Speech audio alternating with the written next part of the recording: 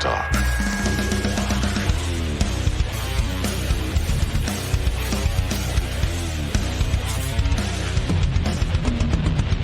You're listening to Black Fawn Distro's Takeover Tuesday, the official podcast of Black Fawn Distribution, broadcasting live across the planet and retransmitted on all major streaming platforms. Tonight's program is brought to you in part by Wellington Brewery's Hellas Lager, Deadly Grounds Coffee, Twisted Teas, and of course Canada's #1 genre film company, Black Fawn Distribution. You wanted the best. Well, they didn't make it, so here's what you get. It's really not that bad. You are going to hell.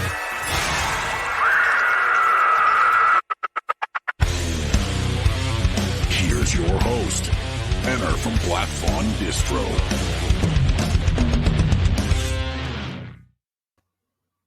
Okay, and welcome back to another edition of Black Fawn Distro's Takeover Tuesday. I'm your host, Benner, of course, and again, of course, joining me, we announced this in the last program, but my co-host, Kelly McNeely. Kelly, you came back for a second run. I made it. It's impressive, amazing. How you doing? What's new? I am doing great. I'm very excited. I was so happy to revisit this franchise recently. I'm very stoked about a number of things. So I'm doing great. How are you, man? How you doing? I'm doing well, actually. And for our audience there, thanks for tuning in. Of course, this is a Takeover Tuesday Hotstove from Hell edition of the podcast, which is where we assemble a panel of guests and we talk about a famous film franchise that has some sort of tie-in with something new coming out. We did these a couple of years ago, a couple of these last year, and they were really, really, really popular. People wanted us to do more. So of course, we've got a couple of awesome, amazing guests with us tonight who love this franchise just as much as we do. And we figured, hey, why not get them on and we'll talk about the Evil Dead. So of course, Evil Dead Rise, the fifth installment, the fourth sequel, or the second sequel in the new remake timeline, which we'll talk about a little bit later, of course, is dropping later this month in April. And I've heard nothing but good things, of course. And one of us, we have myself, we have two other guests with us, Jake and Lindsay. One of us has actually seen the new movie. So we'll try and we're not going to tell you who it was, but we're going to try and maybe get some details and see if we can get some info out of them, or if it's me. Spoiler free, of course. Spoiler free. If you haven't seen the original Evil Dead trilogy or the remake from 2013, we're just going to assume that you have. But in case you haven't, spoiler. What do? We need like an alarm or something, like a spoiler warning if you're thinking about going, hey, I haven't watched the 1981 original classic, and I really do want to keep that as a surprise. Maybe tune out right now, but if you're not, we really, really do appreciate you tuning in. Of course, our sponsors, big shout out to them. Deadly Grounds Coffee, of course, who are also running a bit of a promotion with Evil Dead Rise. So make sure you check them out on Instagram at Deadly Grounds, and you'll be able to kind of check that out. They're doing I think they're doing a ticket giveaway or an exclusive screening coming up as well before the premiere of the film, before that hits theaters. The premiere, of course, was at South by Southwest, I think a couple of weeks ago. Some time ago, I guess. But of course, Deadly Grounds Coffee, they make our brand of coffee as well. It's amazing. Appetite for caffeination, sweet toffee o' mine. If you need an extra kick in the morning, it's rocket fuel. I'm actually not drinking it out of my cup today, and I'll tell you why in a second. But also the other reason is that I can't drink more than 2 cups of coffee a day of this stuff because it's not good for you. Of course, I'm wearing my blue shirt as an homage to, of course, Ash, one of the greatest heroes in cinematic history. And of course, we are also sponsored by Wellington Brewery's Hellas Lager, Hellas Yeah. And of course, Twisted Teas as well, which, I don't have an Army of Darkness t-shirt, but it's one of my favorite like artworks. One of my favorite posters of all time, I think, is Army of Darkness right here. So I don't know, Twisted Teas, take note. There's a market out there of at least one, maybe 2, right, Kel? I would buy one. I would buy 2 just so there could be a market of 3. Of course, we're broadcasting live to Facebook, Twitch, Twitter, and YouTube, and of course, rebroadcasting on all the major streaming platforms for podcasts, including Apple and Spotify. Please, if you can, leave a comment, leave us a review, spread the word, help share the link, and let people know that they can check us out on a variety of platforms. And of course, yes, tonight we do have some audience members tuning in from YouTube and as well as Twitch. Oh, and Twitter. So listen, if you want to be part of the conversation, please leave a comment down in the comment section below, which is where those things belong. And what we'll do is we'll try and get to them throughout the broadcast and make you part of the conversation as well. So listen, Kelly, one of the reasons I begged and pleaded that you become the co-host is to kind of keep me in check, make sure I don't talk too much. How am I doing? Do we need to get to a trailer yet or what? Yeah, let's hit a trailer, man. Let's wrap it. Okay, perfect. So listen, after the break, we're going to come back with our panel of guests, of course, to talk about Evil Dead 2, Army of Darkness, and of course, Evil Dead 2013. And at least one of us will be talking about Evil Dead Rise. Listen, before we get there, let's take a look at the trailer that started it all for this franchise back in 1981. Essentially, it's 41 and a half years ago, which is kind of crazy. But here it is, the Sam Raimi's immortal classic, The Evil Dead.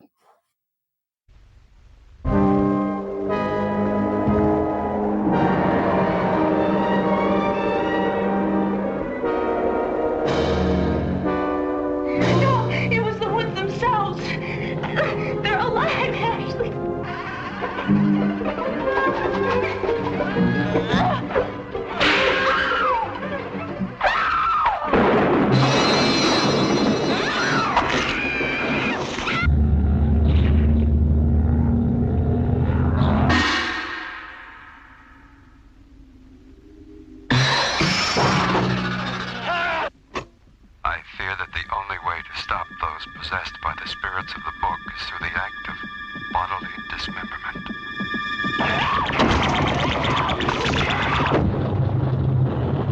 I don't care what happens to her. She's your girlfriend. You take care of her.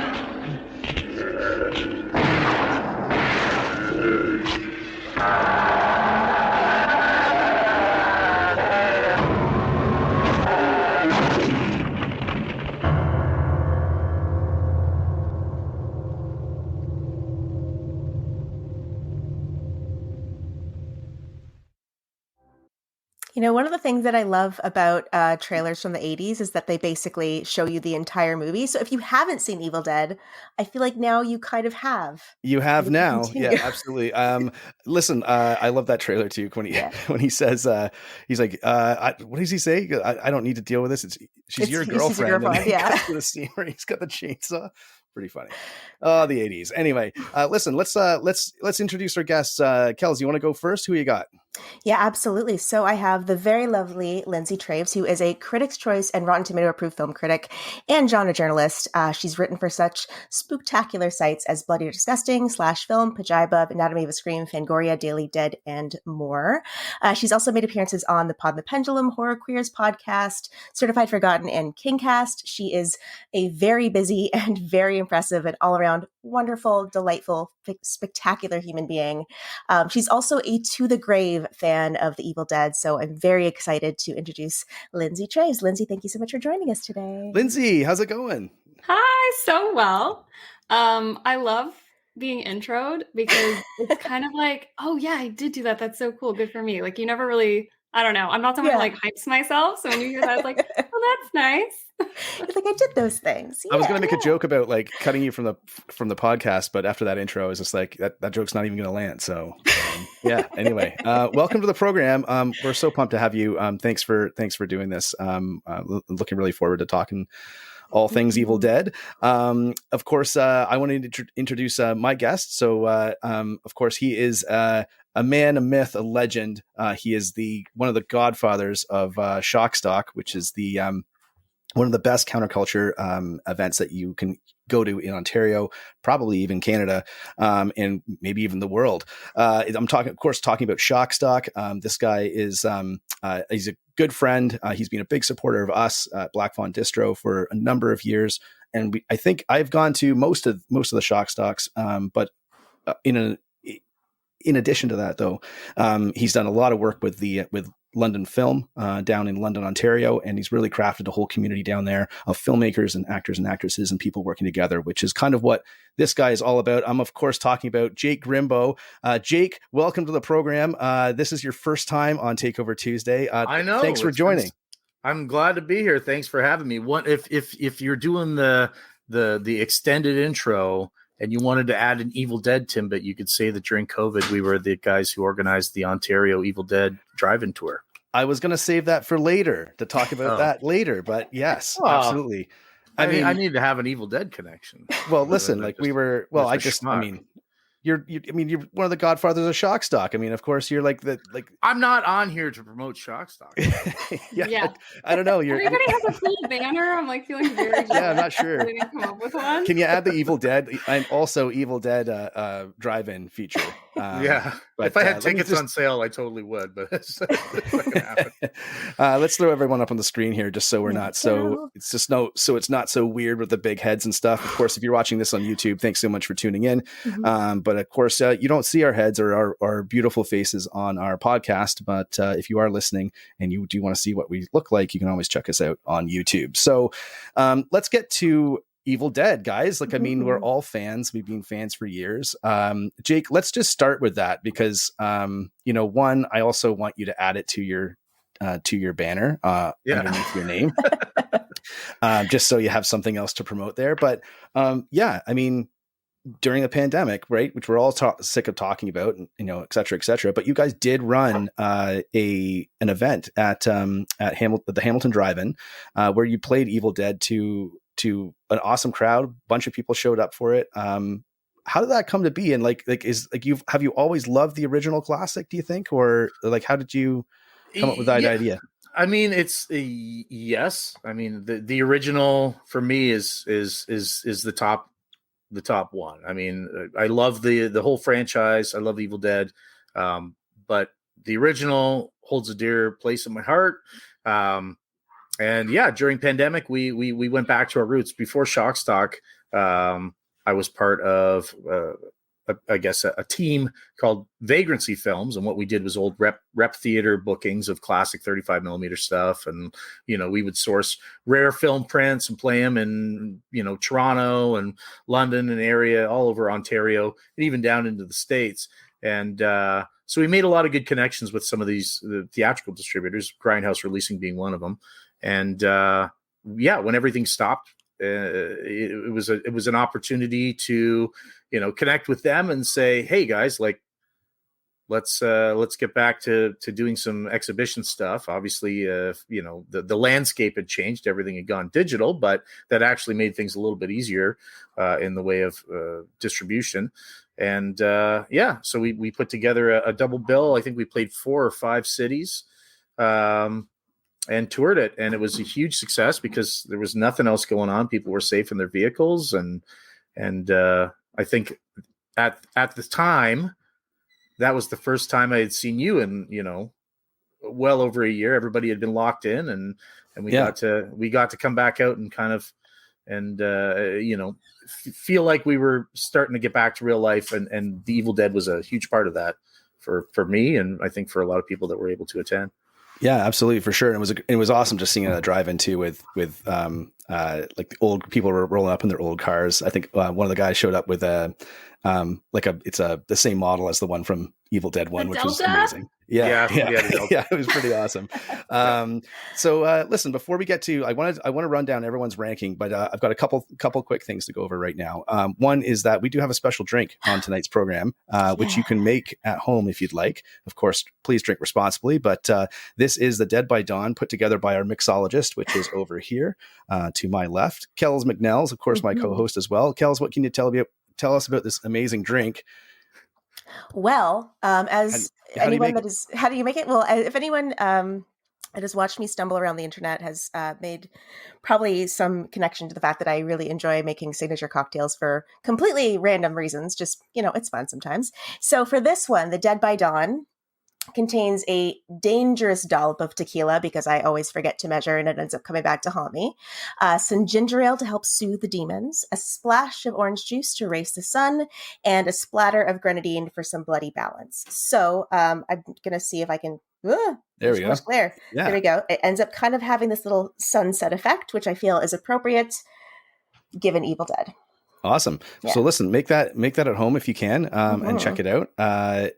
There is, of course, I have my Wellington SPA here. My Wellington SPA, because Shop Smart, Shop SPA. And did you guys, Lindsay, Jake, you got the instructions to make this, I think, right? I feel like Jake actually made it. So I really had to improvise, but I think I did an okay job. The biggest change I had to make was I did not have grenadine, but I bought a blood orange.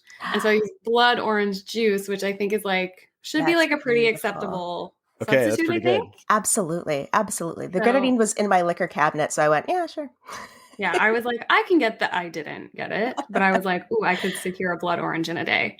So you fare better than I did because I did not. I thought I had orange juice. I didn't have orange juice, so I ended up using one of my kids' juice boxes. So I've got ginger ale, tequila, peach cocktail, and a blob of raspberry jelly. Perfect. Extra chunky. Served in a skull, so I mean that's got to amount for something. Ladies and gentlemen, this is Jake. This is the number one scumbag that is operating Shock Stock. Of course, he's got a dollop of something in his Dead by Dawn drink, right? That's right. Mm-hmm. That's right. Okay, well, listen, I want to run down the ranks of how we rank these films because I think that's always a great place to start. Yes. But also, I've got a very special guest. We've got a special guest, last minute addition to the panel. He's only going to be able to stay for a little while, but that's okay. I said, listen, I want you on for a few minutes. I'd rather have you on for a few minutes than none at all. And I'm, of course, I'm talking about. This is the director, one of the producers, and one of the creators of the documentary Hail to the Deadites. I'm talking, of course, about Steve Villeneuve. How are you, my friend? Welcome to the program. I'm pretty good, but I don't have any drinks with me right now. This was a last minute addition. I was like, why don't you come on the show, man, and shoot the shit? And you were like, yeah, okay. Sure. That's okay. That's okay if you don't have the drink. That's all right. You can make it afterwards when you're sitting by your fireplace, right?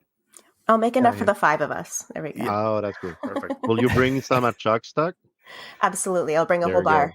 Sure. Are you guys coming down to Shock Stock this year? Of course we are. In the I don't know what it's called now, the bus of doom or whatever you guys have. We don't have any bus, but we're going to be 3 different cars. I think we're all tied together. People. Yeah. So the caravan of carnage.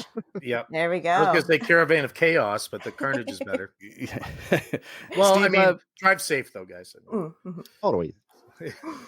Steve, we didn't give you a kind of a proper intro tonight, but just if you can, just give us the Cole's notes on how Hail to the Deadites came to be and how you kind of put that project together.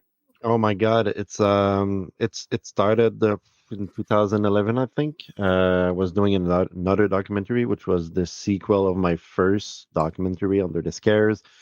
And at some point, we had the opportunity to start doing interviews with people from Evil Dead, and we decided to shift, our focus to this documentary about the fans of the Evil Dead, because we all love Evil Dead, and it was just like, let's do this. Like, let's meet up with Tom Sullivan and the cast and crew of, mostly the cast of Evil Dead 1 and 2, and it took like 7 years. And every time that we were like, oh, we need to finish this because the TV show is coming. And no, took more time and more time. And at some point, well, it was done. So that's how we do it.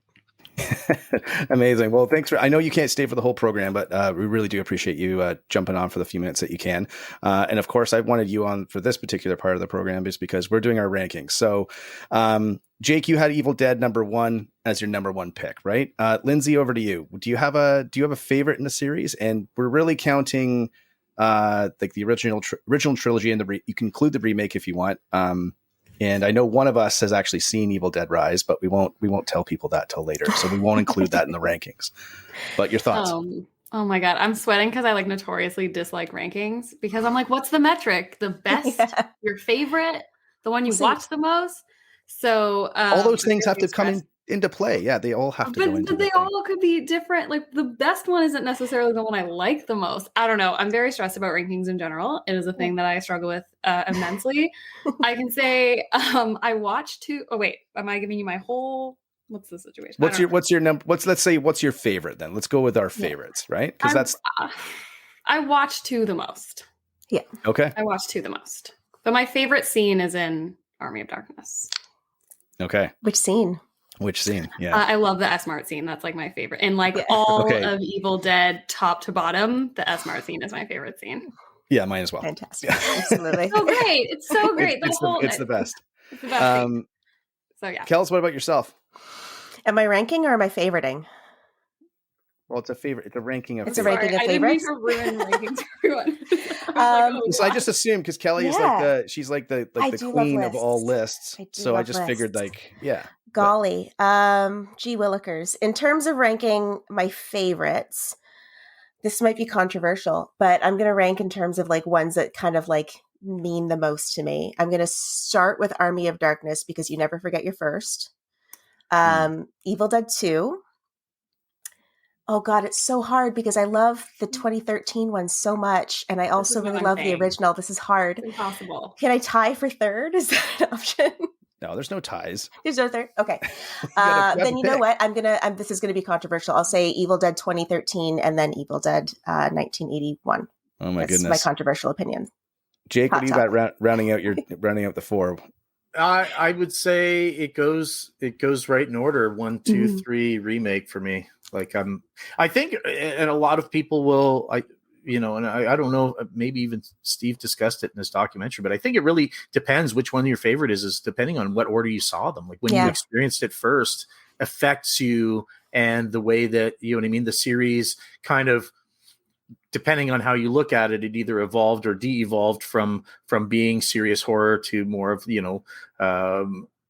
action oriented and kind of, more lighthearted in tone. And I think it's when you first jumped into the series and that's what you experienced is your moment in Evil Dead history. Yeah. Okay. Steve, is that something you agree with? Like, what's your take on it? I totally agree. I saw Army of Darkness first, and then I saw Evil Dead 2, and then I saw Evil Dead 1. The thing is that here in Quebec, like I first time I saw the movie, they were in French. So Army of Darkness is Army of Darkness, like translated. Evil Dead 2, they did call it Evil Dead 2 French version. But the first one, like the Evil Dead, the title was L'Opéra de la Terreur, which is like nothing with Evil Dead related. So at the end of the day, when I saw Army of Darkness, after I watched Evil Dead 2, I was like, I kind of saw that character, in another movie. And then years after, I don't know, I was at the video club and I saw L'Opéra de la Terreur. I was like, I saw that movie, but I don't get it. What the fuck is happening? And back in the day, there were no internet and everything. So I have to say that if you're asking me which one you want to watch tonight, I'm always going to say Army of Darkness. Okay, so that's my favorite too, and I think everyone kind of touched on this too. Is like that's the one I saw first, because I remember we said this at the top of the show, but this artwork I remember seeing that in the theater. Amazing. And I think I think Raimi made this after Darkman. I think 93. Yes, Darkman is 1991. I think. Yeah. So I always remember Darkman big posters up in the movie theater, and I love Darkman. And when I was a kid, and then like Army of Darkness came out. So they were saying like, from the director of Army of Darkness. And so from the director of Darkman, Army of Darkness. So I always remember the artwork, the poster and that sort of thing. So I saw that movie first, and it's like really hilarious. Like I loved it the first time I saw it. And then I went back and watched, as a kid, I didn't even know it was Evil Dead 3. Right. And then I went back and watched Evil Dead 1 and 2. And like we laughed about it because we were like, Evil Dead 1, like I didn't understand at the time like why Evil Dead 2 was the exact same movie as Evil Dead 1 pretty much. And then so that's how I'd rank them. I would say probably Army of Darkness, Evil Dead 2, Evil Dead 1, and then probably the remake. And not slagging the remake at all. I really think it's a good film for sure. I hadn't actually watched it till recently, just because it was just one of those movies I just never got around to watching. Because I was concerned too that it didn't have Ash in it, and it didn't have it was kind of made around that 2010, like it was 2013, right? So there was that kind of decade where they sort of remade everything. And not everything was done well. Yeah. Right. With varying results. So I was always kind of nervous. Everyone was like, oh no, you'll love it. You'll love it. You'll love it. And, but up until recently I hadn't watched it, but it's still really, really good for sure. But yeah, for me, Army of Darkness, I think is like, it's got the best one-liners. Lindsay, I share that sentiment with you where the Shop Smart S Smart scene is the greatest. The greatest scene. However, there is a part of me that really likes the, that has a love for the alternate ending as well, where he sleeps too long, which is like also good, the best ending. But I actually saw them all in order. The pit scene is amazing. Oh, sorry. The pit scene is amazing. When he's like the first time he's getting back his chance and everything, it's one of my favorite scenes in the movie. That and when he jumps up and he puts his stump into and it clicks, like exactly. Like I felt like that was the time, like, but let's talk about that too a little bit. Like, just the idea, like, cause recently when I rewatched the movies for this podcast, and this episode, I had a sense of what I remembered about the original movie. But I didn't really realize until I really rewatched it, that it is made like a horror film. Like it is supposed to be a horror film. And then of course they remade it for Evil Dead 2. And I guess the story behind that is that Raimi had gone off and made this movie called Crime Wave, which I've actually never seen, but it bombed, like critically and monetarily it bombed. So he got convinced to remake Evil Dead as Evil Dead 2. And originally he wanted to make Evil Dead 2 as like Army of Darkness was supposed to be Evil Dead 2 because he didn't want to remake the first movie. And then he got suckered into doing it and they got more money and that sort of thing. So that's how they made Evil Dead 2, I guess, or how he got convinced to do it. So it's pretty interesting. And then that's why the ending of Evil Dead 2 is like that, to leave the door open for Army of Darkness, which obviously eventually got made. But I wonder if when I watched the remake, I really kind of got a sense that they were really trying to make a horror flick, and they got away from that campiness. But I don't know. I mean, what's everyone's take on that? Do you like the campiness of the series, or do you like the more of the horror aspects of the series? Yeah, I think that one of the things that works so well about 2013 and that also works so well about the rest of the franchise is I feel like if they wanted to try and do that same campy energy, I feel like you kind of can't do that in 2013 without Bruce Campbell.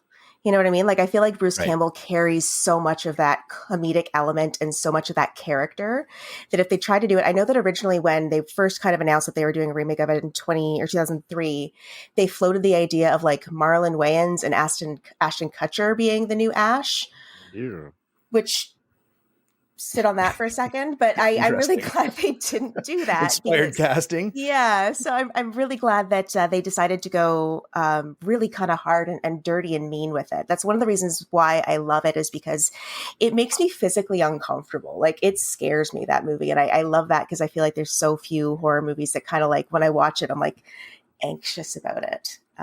Yeah. 2013 is scary. Like, it's a proper scary movie, but so I rewatched the first one last night, which I watch very seldomly because it was just not I don't know. It was just the one. When I first watched them all, I watched them all in order. I watched the first one. I was like, okay. And then I watched the second one. I was like, oh, I get it. And it made me love the first one. But I don't rewatch it that often. And rewatching it last night and having seen 2013 a million times, I was like, oh, this actually follows a lot of the same beats. Yeah. Like, you don't really notice it because I don't think we I don't want to say like we don't all remember the first one so well, but it follows so many of the same beats, like even up to like the burial in front of the cabin and what comes after. And I think it's like really magical. I think 2013 is a miracle. Like I really think that movie is impossible, and that it exists is impossible to me. Like every time I watch it, I'm like, oh my gosh, they made a beat by beat remake that's way scarier. It is still very clearly an Evil Dead movie, but it is also completely its own thing. And also it's scary. And also it's the style of the time. Like, I don't know. It's impossible. That movie's impossible. I don't know how they did it. It also flips the script too, because you build up the whole movie like expecting Ash to be the brother character. And then right at the end, they're like, haha, no. And I really love that kind of flip to it as well. And it like you said, it kind of goes back to the original like Evil Dead, that energy of having it wanting to be very serious and scary and heavy. I think that's wonderful. And it feels so different, but it's still brother, sister, girlfriend. Like they did it. How did they do that? I don't know. Great third act in that movie, I must say. Definitely. Because they kind of do a bit of a ring ending, right? Which I always love. I mean, the Ring did it the best, but still great third act. And I was like the whole Jeep tipping and everything like that is pretty awesome in that scene. Jake, how about yourself? How do you feel about the remake? Do you have some love for that one or? We actually did a special early screening of it in London, and some people like passed out in the theater and barfed, and like it was a pretty like crazy screening in the fan experience and the fan reaction. And I think to go on what Lindsay was saying, how it kind of beat by beat like mirrors almost exactly to the original, but the theatrical experience of seeing that film with people for the first time, and I wasn't obviously I wasn't there for the original, but I imagine there was a lot of similarities in that sense too. And you know, again, it was that energy, that Evil Dead energy that exists within the universe is carried over to the audience, and during the screening of the remake, it was still there, and people were onboarding for the first time. And you know, there might be a younger generation that sees that film as their number one film because it was, you know, that theatrical experience made them into horror fans. It created their love for the Evil Dead franchise. Yeah, for sure. Steve, like I know you love everything Evil Dead. So, but what was your feeling like seeing the remake? I mean, obviously, I'm sure you're probably kind of nervous when that was coming out as far as what they were going to do. But how'd you feel after seeing it for the first time? I was super excited, and I saw it in Montreal during a Fangoria screening. So, like, the room was full. At some point, one of my friends had to leave the theater because it was too hot, and he felt nauseous and everything. But on my right, there was a super old guy, maybe like 75, and every time there was some gore, he was like, and I was like, is he gonna like die right now? So my experience was amazing, but I love the remake. I think when people are just bashing on it, I think it's just because they just want to be the cool person who say no, we don't love remake and stuff like that. I think it's a really good film. And one of the things I was afraid, you know, when you're watching any Evil Dead movie, like you can feel how Sam Raimi is there, you know, that the way that he's directing movie and stuff like that. I was afraid that I would be like after Evil Dead remake. I was like, yeah, well, this wasn't done by Raimi, so I didn't like it. But I think that Alvarez did a really, really nice job, and I didn't have that feeling. You know, when I came out, it was like, wow, it was really good. Like it made me forget like Sam Raimi's directing. So for me, it was a big yes. There's a couple of shots in that in the remake that are actually like they're really clever callbacks to the original.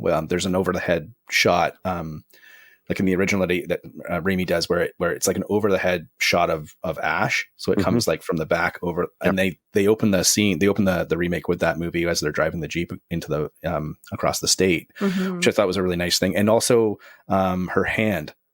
So when her hand gets caught under the Jeep, there's this kind of almost a zoom in shot on it. which it calls back to like Ash's hand being possessed, but so totally different, but still kind of in that vein. So I thought it was pretty clever.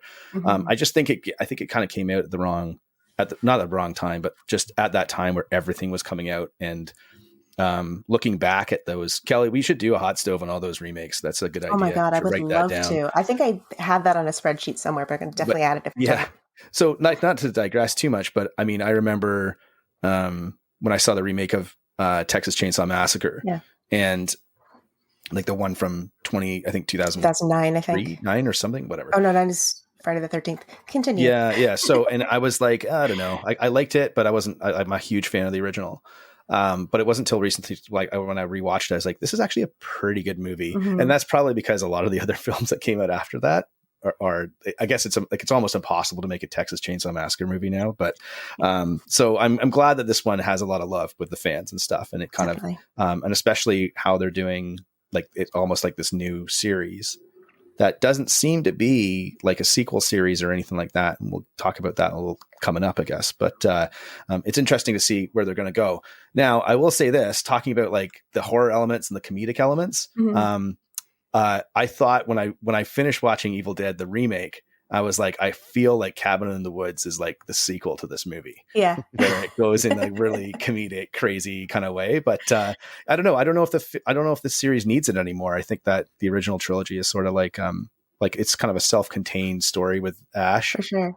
I feel it's kind of like lightning in a bottle that way. Like you feel like you can't capture that same kind of energy twice, especially like, in 2013, I guess. But yeah. They leaned into it in Ash vs. Evil Dead. Yeah, I was going to say the series. They definitely were able to kind of and that was the extension that everybody. If everyone was like dying for that extension of the original series, that's what Ash versus Evil Dead was. It was like that's what you want, and it almost not almost it went further. It went further. It went crazier. It was goofier. It had more more laughs. It had more over the top characters, and it's like. Now they've created that separation where they're like, okay, cinematically, we're going to stick to the original theme of like, extreme horror to a degree, but it still has a little, it still has that little touch of Raimi's kind of zaniness to it, and just a little bit of over the top supernatural elements that kind of keeps everyone from feeling that it's too grounded in reality. You know what I mean? Like you still get that fantastic element to it. Gotcha. And, yeah, I think it's great. I haven't actually seen the series, which is why we didn't include it as part of this hot stuff. Okay, lucky you though, because that means you get to watch it for the first time. Yeah, fair enough. So much Bruce Campbell goodness. So much Bruce Campbell. It's very good. I wasn't a super fan of the first season. I thought that Ash character was just too stupid. But after season 2, I was like, "Oh, this is good," and I really, really loved season 3, and I was like, "Oh no, it's over! No, please don't." Yep, I agree. Do you think that's because, like, I mean, I always feel like it's a gift and a curse having so much time between like sequels or between projects that utilize the same IP. I think that's fairly relevant in basically every franchise that's in theaters nowadays. But this series, like, you do have some breaks in there between films of like 5-6 years and sometimes more. Do you think that's something that's kind of helped the franchise over the years, that like have that sort of sustained sort of like longevity, or is it something that's kind of hindered it because it hasn't catapulted it into like maybe one of the bigger franchises in horror, even though it's so revered? I feel like having a bit of breathing room is not a bad thing, especially because it doesn't let you get sick of it. Like there's so much, I hate to say it, but Disney and Marvel properties, for example, like there's so many Star Wars, there's so many Marvel properties, there's so many movies that like you kind of start to lose interest because of how many are coming out and how frequently they're coming out. Whereas I feel like giving the breathing room to Evil Dead, and with horror in general, having that extra breathing room gives you an opportunity to really kind of miss it. And then it comes back and you're like, oh, amazing, I'm so excited to see this. And then you start to miss it again. Then it comes back 10 years later and it's like, oh, hell yeah, I'm so excited to see this. So I think it kind of helps it. But of course, like I always love to see more Evil Dead. I think they benefited from not worrying about canon or rules or anything. With like to like go on your I'm going to use your Star Wars example, and not so much now, but even like previously we had, there's so many Star Wars books and there's Star Wars comic books, and you could do a lot of further reading, as where like Evil Dead is very clear, like the stuff that happened in the Evil Dead comics. So there was always Evil Dead media. We had comics, but they're a different canon. Do you know what I mean? Like they happen, but it's only in that one that, what is it? Cheryl goes to hell and gets pulled. Is it Cheryl? Yeah. Has to get like rescued from hell. Like there's like, but it's like, that's a different canon. So I think they have a lot of benefit of like, there's media around, but there's no like continuing obligation. Like the Ash in Ash vs. Evil Dead, you could watch that in a vacuum, or you could also not watch it, and you're not going to be like confused about 2013. I don't personally like that when they do that with IPs, where they're like, oh, okay, well, you'll only understand like movie 4 if you watch this television series, or you'll only understand. I mean, they did that with The Matrix, right? Which I know is not horror, but like it. But listen, I watched Matrix 4, and it was a horrific experience for me. So, but it's like, you're like, oh, well, who's that character? I don't know who that character is. Like, it's meaningless. It's like, oh, but you had to play the video game and read this comic and watch this thing, and I was just like, I don't have time to do that. Like I'm invested in this. I'm not invested in all this other stuff that you're trying to sell me. Right. So I feel like it's interesting to hear that, because I feel like Star Wars has done that too, where they're like, okay, well, this is canon because it was a book written by this guy or gal or whatever. And it was between the years of this and this. And it's like, I don't know. It's confusing, and I just don't have time for it personally, but that's just me.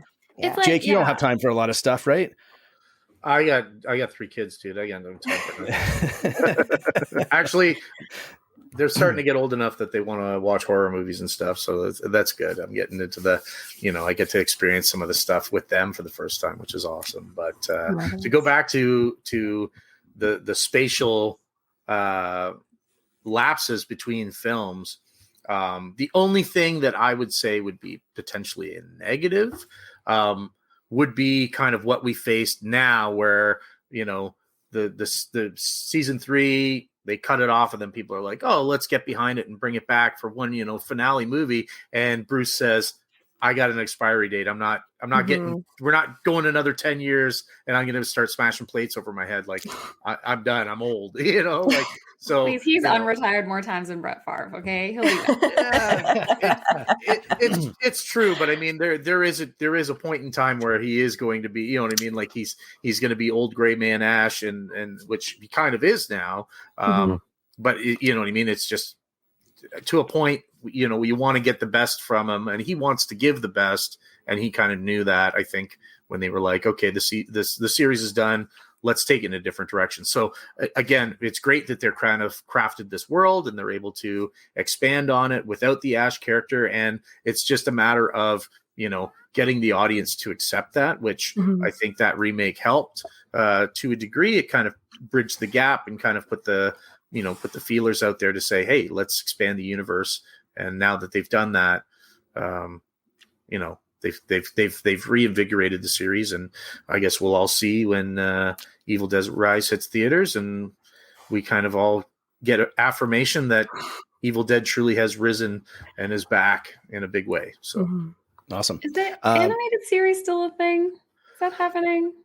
There's always been talk about it, and I mean, there's still, like you were saying, an IP has lots of things, but I think if there was an animated series, I think it would also be something separate. I think they could explore, different stories that didn't really have to take place within the same world. And I don't know. I have no clue. It's the same with there's the Evil Dead video game, which is kids are, streaming online and playing and all that jazz. And it's like, let's just have fun with the characters in the franchise without having to, amalgamate everything into one solid ball of IP that has to be followed and canon and all that stuff.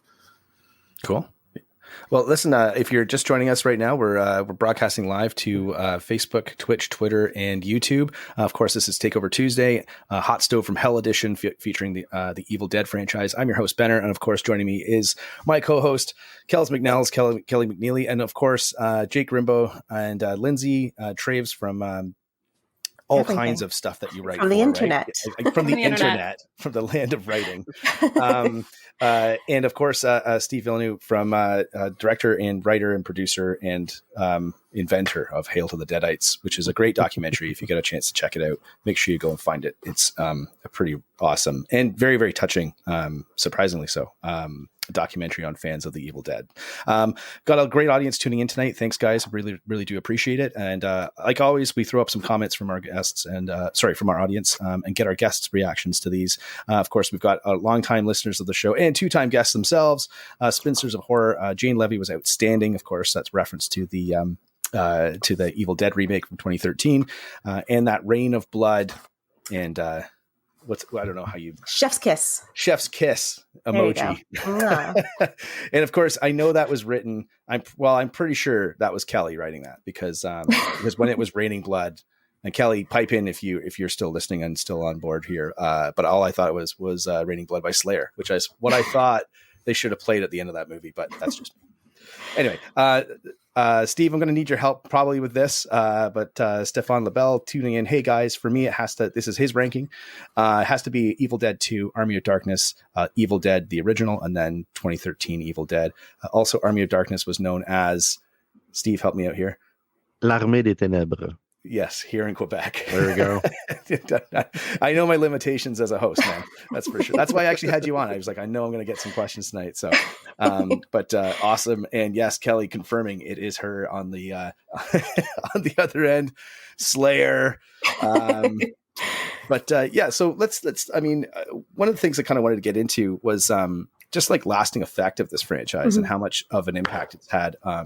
I don't want to say culturally because I don't know if it goes that far, but certainly within films, as far as like, I mean, there's a horror community, so it's going to have an effect on that for sure. I've talked to a lot of people. I'm like, you've seen Army of Darkness, right? And they're like, what? And then it's like they don't know what I'm talking about. But how do you feel like the like how much of an impact has this franchise had on so many other films? And do any come to mind that you kind of, because when I put it this way, like when I watched the original, we were talking about like how it really feels like a horror movie. Like I feel it does have definite, like, you know, Dracula overtones to it, Exorcist overtones to it when it was made, which is always why I feel like they were going for. But I don't know. I just figured we would chat about that for a bit just to see kind of if anyone had some interesting thoughts on it. I feel like that's one of the most immediately identifiable cult horror movies. Like you just say to like anyone like chainsaw, shotgun, and like they'll get what you're saying, I think. Which is really spectacular that it kind of developed from this just project that these friends wanted to put together. They got a lot of recognition, and Stephen King saw it and loved it and promoted it, and then it just kind of blew up into this massive sensation that launched the career of Bruce Campbell and made Sam Raimi kind of a horror household name, I guess. Yeah, I think that it's definitely had such a lasting legacy, particularly in the horror community, of course. But there's just something about it that I think speaks to a lot of horror fans, perhaps because there's so much within it. There is those strong horror elements. There is that sort of goofy comedy elements. It has like some great one-liners, some great zingers, some fantastic performances. And all around, it's just like there's so much to love about the franchise, I think. But what do you guys think?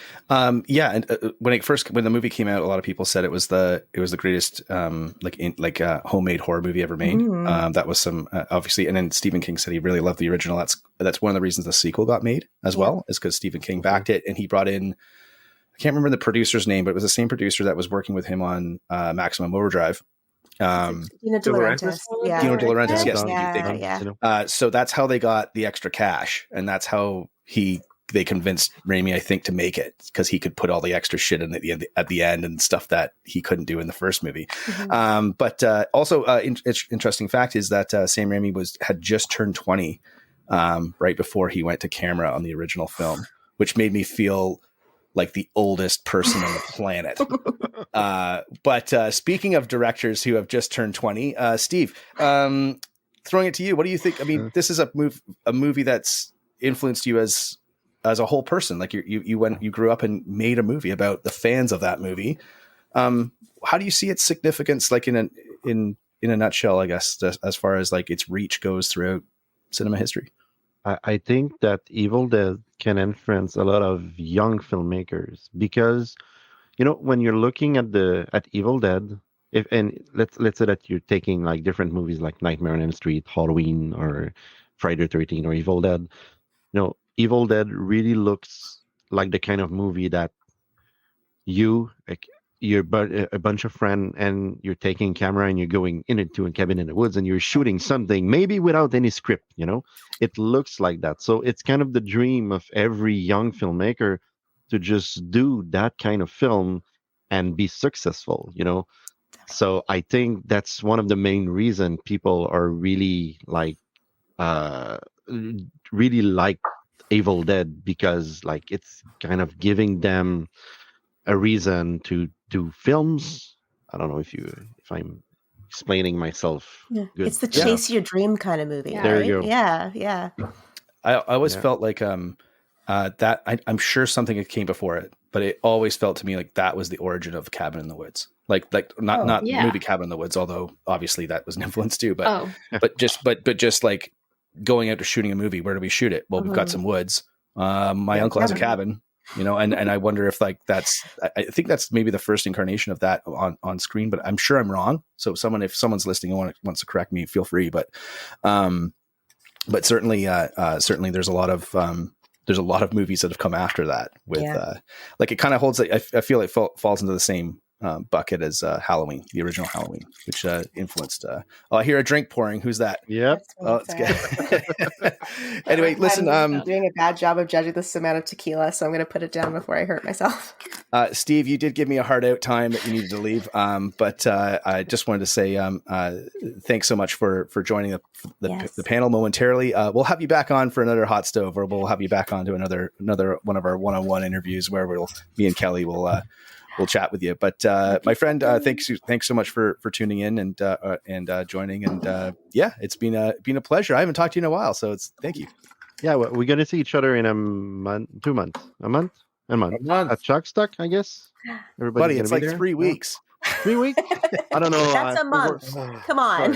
For work, I need to go to Barcelona just before, so I'm all messed up. It's in 3 weeks. Yay! And listen, if you don't know if you want any more details, you can just look at Jake's banner that he's put on there you under go. his name, May 3rd to 7th. I thought it was. Is it May 3rd to 7th? Because that's the film festival, right? That's the festival. Yeah, the whole thing runs May 3rd to 7th. The weekend would be the 5th to 7th. That's the convention weekend. Right. In beautiful London, Ontario. Of course, we talked about this in the last episode of Takeover Tuesday. We've got a lot of people tuning in from London that last episode. So thank you, London. At the world-renowned Ramada Hotel. I don't know the address, but you can look it up. Shockstock, go to shock-stock.com. And of course, follow Jake on Instagram for all the updates and that sort of stuff. It's a great event. And of course, Lindsay, are you going to Shockstock? What's the deal? So first of all, I did some quick math right at the top here that I didn't call out, was that I got like a PR email, I guess, for Shockstock like last week. And I was like, what is this? And then got like so excited that there was a horror festival in London that I didn't know about. And then like went and like found all their socials and was like so excited. And it wasn't until like you logged in just now that I was like, oh, that's the guy. The guy. So very thrilling. So I don't know. I didn't like have it on my list, but I actually do sometimes work in London. So if it somehow happens to overlap, I will. The only reason I ask is that other than yourself, the rest of us are going, I think. You're all going? Oh, yeah. Well, maybe. I'm pretty confident I am. I have to double. Yes, I don't think I would. Whatever, you're going. Yeah, I'm going. Well, I'm going. We're doing a podcast from Shockstock, Kelly. You got to show cool. up. Great. Well, maybe I won't. Well, I don't know. Maybe I shouldn't say this on a live feed, but maybe I'll exploit my employer to be like, I think I have to work in London that week. There's very important business happening in London that week. I'm so sorry, but I think you need to send me there. We'll see what happens. Yeah. I'm sure they're not watching this podcast or listening. Yeah, I'm like, I hope. Well, you I never hope know. not. You never know. You were like, who's this Jake guy? Oh, he's the guy who sends out the PR stuff. Amongst other things, right, Jake? A lot of hats weren't being worn over there. Yep, that's right. Steve, we'll let you go, my friend. Thanks so much, and we'll see you in 3 weeks at like I said, the beautiful Ramada Hotel in London, Ontario for Shockstock. Yeah. I'll come back like 2 days before. I'm going to be in Barcelona for work, so I'm going to be freaking jet lag at Shockstock. It's going to be terrible. It's going to be great. It's going to be fun. It's going to be great. Exactly. So Gonna that ride the means you're high. gonna do an extra Larry shot. That's what that means. Exactly. Oh. If you're sleeping under someone's table, it's going to be because you're tired and not because you're hungover. Yeah, that's right. That's how it works over there. I'm going to go sleep under Daryl's table with him, under Twisted Tea table. He's always there. We got extra room under the booth, buddy. Just Yeah, bring a pillow with you. Yeah, set. Yep. All right. All right, Thank my you, guys. friend. Take care. See you soon. Okay, so then there was 4, right? So awesome. Wanted to throw in just a couple more comments here. Scotty Wakefield, I guess a long-time listener of the show now, I think Scotty's tuned in a bunch of times. What's up, guys? And also, this is the other guy that Jake works with, James, the other scumbag. I guess I don't know what ranking of scumbags you guys have down there in London. He's the godfather. He's the godfather? Rockstar. But I'm the guy who actually like organizes and runs the show. He's just the godfather. He's like the guy. You're the guy pulling the trigger. Sucking his teeth, going, everyone has to give me a little slice of the pie, that kind of stuff. Well, speaking of slices of the pie, he just piped in with a comment here saying, true story, the VHS of Evil Dead had a Ring type appeal to it, like the Ring movie, before anyone knew or knew what the Ring was. So basically older kids talked about it as this wicked movie, basically, and then they talked about it to their younger friends.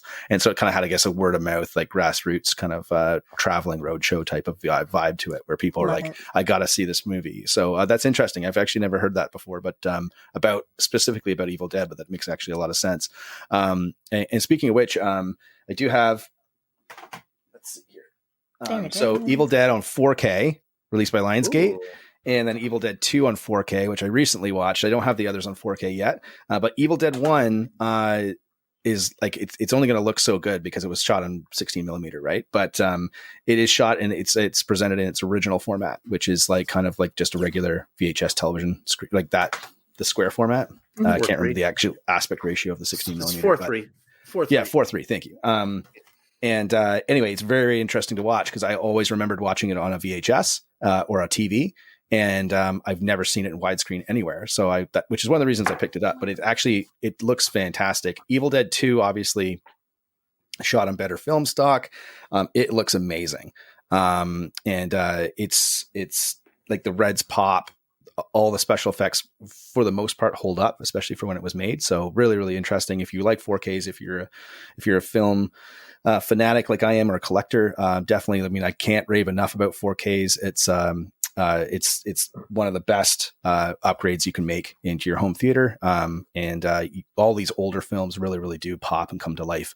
Now, listen, I didn't get these given to me. Okay. Lionsgate. I actually went out and bought them.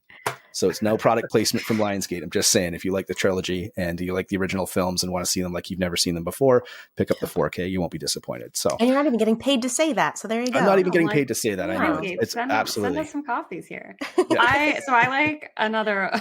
Apparently, so I don't like rankings, and also I never upgrade my physical media because I'm like the person who, when other people upgrade, I'm gonna go to the used DVD store and buy the one that you gave away. Nice. But I got a PS5 literally just to play Evil Dead the game and have a better experience with Evil Dead the game. It's the only game I've played on it, so very smart purchase. But it plays 4K, so that's what I got. I've been like, yeah, it's amazing. Okay. So I'm like a little more motivated. I'm like, maybe I haven't picked up Army of Darkness in 4K yet, but I've heard that transfer is pretty phenomenal as well. And I'm I know that 4K guys and gals are always like talking about the sound, the audio is an upgrade and stuff like that. Fine. For me, it's always the picture quality. How accurate can the picture look? And the thing with 4K as well is that a lot of the times when they put out stuff on Blu-ray, they amped up all the contrast and stuff like that to make it look flashier and like shinier than VHS or DVD. Right. So people would actually commit to upgrading their collections. Lindsay sensed that marketing and decided she was way smarter than I was.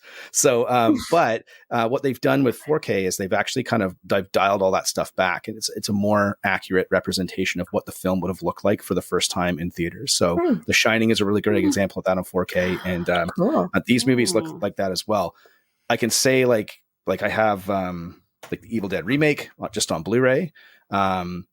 it does have that kind of thing because of when it was put out 10 years ago. Mm-hmm. It looks great. But I'm curious as to what that's actually going to look like on 4K because it was just put out by Shout Factory, I believe. So, amazing. but yeah. See, I still have my Army of Darkness on VHS. Whoa, you're That's cool. my. I have The a gold snap one? Which cover, one? like The one with the black. gold with Ash, like with his hands raised on the front, or No, it's the poster one with like the pose. The Columbia House one. That's the first copy I ever got was from Columbia House. It was one of those like 10 tapes for a nickel kind of deals, and it was there. And you watched the hell out of it. that's right. I got that. I got Dr. Giggles. I got a whole bunch of like 90s Universal horror. It was all Universal stuff, like Child Play 2 and like all the stuff from that time period. The whole package. Hey, at least you got Dr. Giggles, right? That's right. Yeah. It was like What'd you do with that? my 9th birthday party. We all watched Dr. Giggles or something. It was like I got kicked out of school when I was in like grade school for dressing up as Dr. Giggles for Halloween. Right. Which is just like a doctor, but I was telling them that I was Dr. Giggles, and they had the problem with that. But it was just a doctor's gown and a mask and a plastic scalpel. But like what, like not taking the doctor profession seriously? Like what was the? No, because it was based on a horror movie. No, implication, not approved. Yeah, it was the implication. They were like, "No, we don't like that." You gotta go. Oh, it might have been because you were carrying a scalpel around with you, but it was like a pencil with a scalpel, like piece of paper stuck to the end. It wasn't I remember when I was a kid. Yeah, when I was in grade 4, I think grade 3 or grade 4, like I just hear the Nightmare on Elm Street commercials like on TV. That's actually why one of the reasons we play the trailers on the podcast, because actually when you listen to it audio only, you're only listening to the trailer. You're actually not watching it, which is kind of a different experience. And it just reminds me of being a kid. But I took like one of those, those little flimsy gloves you pick up from the dollar store. I had one of those, and I took popsicle sticks and I sharpened them in the pencil sharpener and I stuck them onto this glove. And then my parents got called, and they had to come in and see my teacher because she was very concerned about where I was getting these ideas from. And then my mom didn't even know. She was like, "I don't know where he's getting these ideas from." And I was just like, I was just listening to the radio because they would play like Nightmare. I think it was like at the time, I think it was Nightmare 3. So Nightmare on Elm Street 3, the Dream Master. And it was just like it, but I don't know. That's where I got it from. But you know what, Jake? If anybody else told me that story, I'd be like, "That's not true." But because it's you, man, I totally believe it. Dude, I don't make shit up. I don't need to. I've got so many dumb stories in my stupid life, but and that's why we have you on, my friend. That's why we have you on. Hey, so for our audience out there, if you want to hear a dumb story, if any questions about Jake's childhood, please, I mean, every time I do one of these, Jake, I'm just always so happy that Orbax and Pepper aren't tuning in, specifically Orbax. But I don't see him piping in.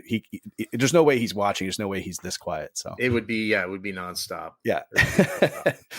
Anyway, but to go back on getting Evil Dead. Way off track. Kelly, you're supposed to keep me on track here. I was just about to jump in with another question, but let's do that. Yeah. Well, before we do, I wanted to go back because we were talking about the influence of the films, how they had on pop culture and stuff. Yes, that we didn't touch on was that not only were filmmakers influenced by it, but like into and the dawning and evolution of the video game business was a huge influence. If you played games like, being in high school and then games like Duke Nukem and Doom come out and, you're chopping guys up with a chainsaw, that only happened because of Evil Dead.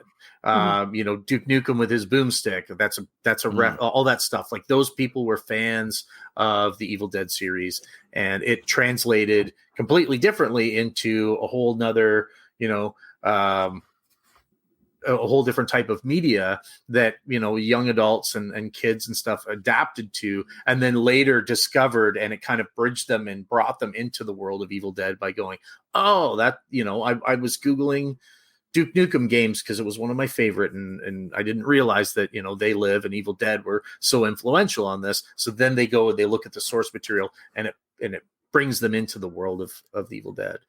Yes. And Evil Dead is also one of the very few extreme horror films from the 80s, which is a growing number that's,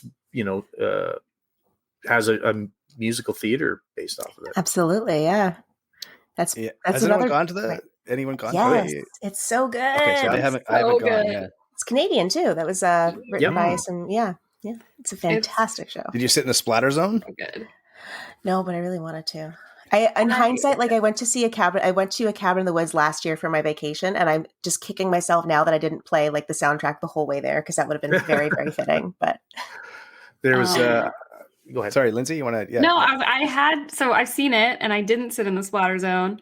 And then I was like, oh, next time I'm sitting in the splatter zone. And I bought tickets for it, but the show got canceled because of the pandemic. Same. Yeah, so I was like, oh, splatter zone, like too soon. Yep. Like, I'll be back for you. Yeah. Someday. Let me know if anyone has any extra tickets. I'll definitely go because I have. Yeah. I feel like I should. Is it playing anywhere now? Like, or is it? I don't know. I think where I was going to see it was like either in like Windsor or London or something like that. But like that was my Christmas gift. I was going to go in the splatter zone. I've seen it 3 times. I've seen the Toronto production, and I've seen the Windsor the London production, and I think Kitchener production. Oh, which yeah, was the Kitchener one was in London last year, I think. Mm-hmm. So good. And always it's always different, which is really cool. But an interesting story about the Evil Dead musical is that opening night of the very first Evil Dead musical performance in Toronto was the day of that massive province-wide blackout. Really? It was that long ago? Oh my god! Yeah, wow. And I only know that because I wasn't there, but somebody I know was there, and they did the show in the parking lot, and all the cars went around them, and they put their headlights on, and they performed in the. No shit. That is like a cappella. Magical. Yeah, they did it anyways. The show must go on. Oh, love that so much. That's awesome. Love that. Yeah, that's like the greatest. That is so great. I didn't realize the show is that like has been running that long, because that blackout was when I was at camp, like summer camp. So I was in like 12.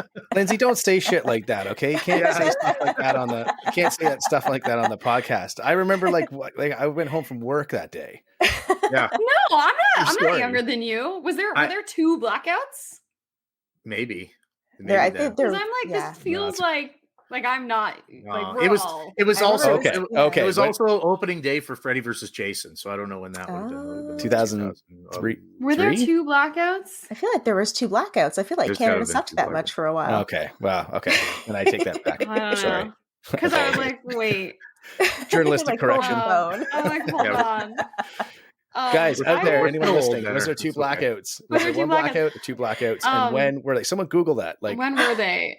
I have an answer to your question. I'm also bringing it back about the influence. Yes, sure. Because we already talked about Cabin in the Woods, which is obviously a massive one. Mm-hmm. But I also think like you were touching on sort of the idea of getting your camera and going out there. And I think to me, 2 big examples are Blair Witch and Saw. Definitely. And Blair Witch is like an easy, like, yeah, they literally did that. They literally went to the woods with a camera, sort of. And Saw isn't exactly guerrilla filmmaking, but it was like cheap, shitty friends who made a short film and then turned it into a feature film. I always compare the shaky cam or the Raimi cam or whatever, how that was like, this is our cool way of making it look cool without spending any money. And then now it's like a technique that people use. Yeah. I think that's really similar to what happened in Saw. And I talk about this a lot, so sorry if you've already heard me say this 50 times, but similar to what they did in Saw, they removed frames because they didn't have enough money to do special effects. So they like removed frames from shots, and that kind of created that like panic angst, which like happened in Mad Max Fury Road later. That movie that had a lot of money. They did the same kind of thing. Amazing.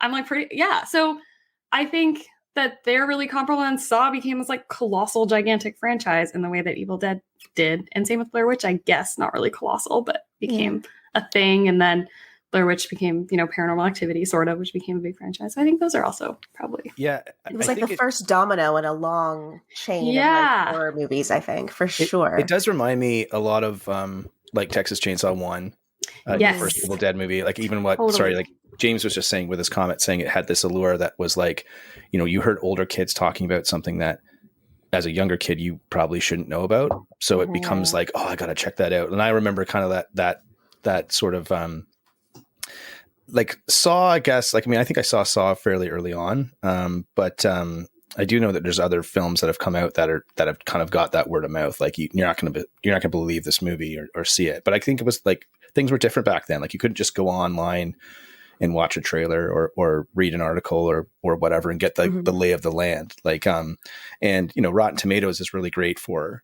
stuff, just seeing if a movie is, for the most part, like, are people liking it? Which is, you know, it's all depending on who you like as critics or what your tastes are and that sort of stuff. You know, it's all up to individual opinion, of course, but you didn't really have that. You maybe had like the local guy, or the guy in like the paper in the closest city that you were saying if you liked it or not. So whether or not you like that person reviewing the movie. But again, it was sort of the like picks at the video store. Remember, you'd have staff picks. Right. Yeah.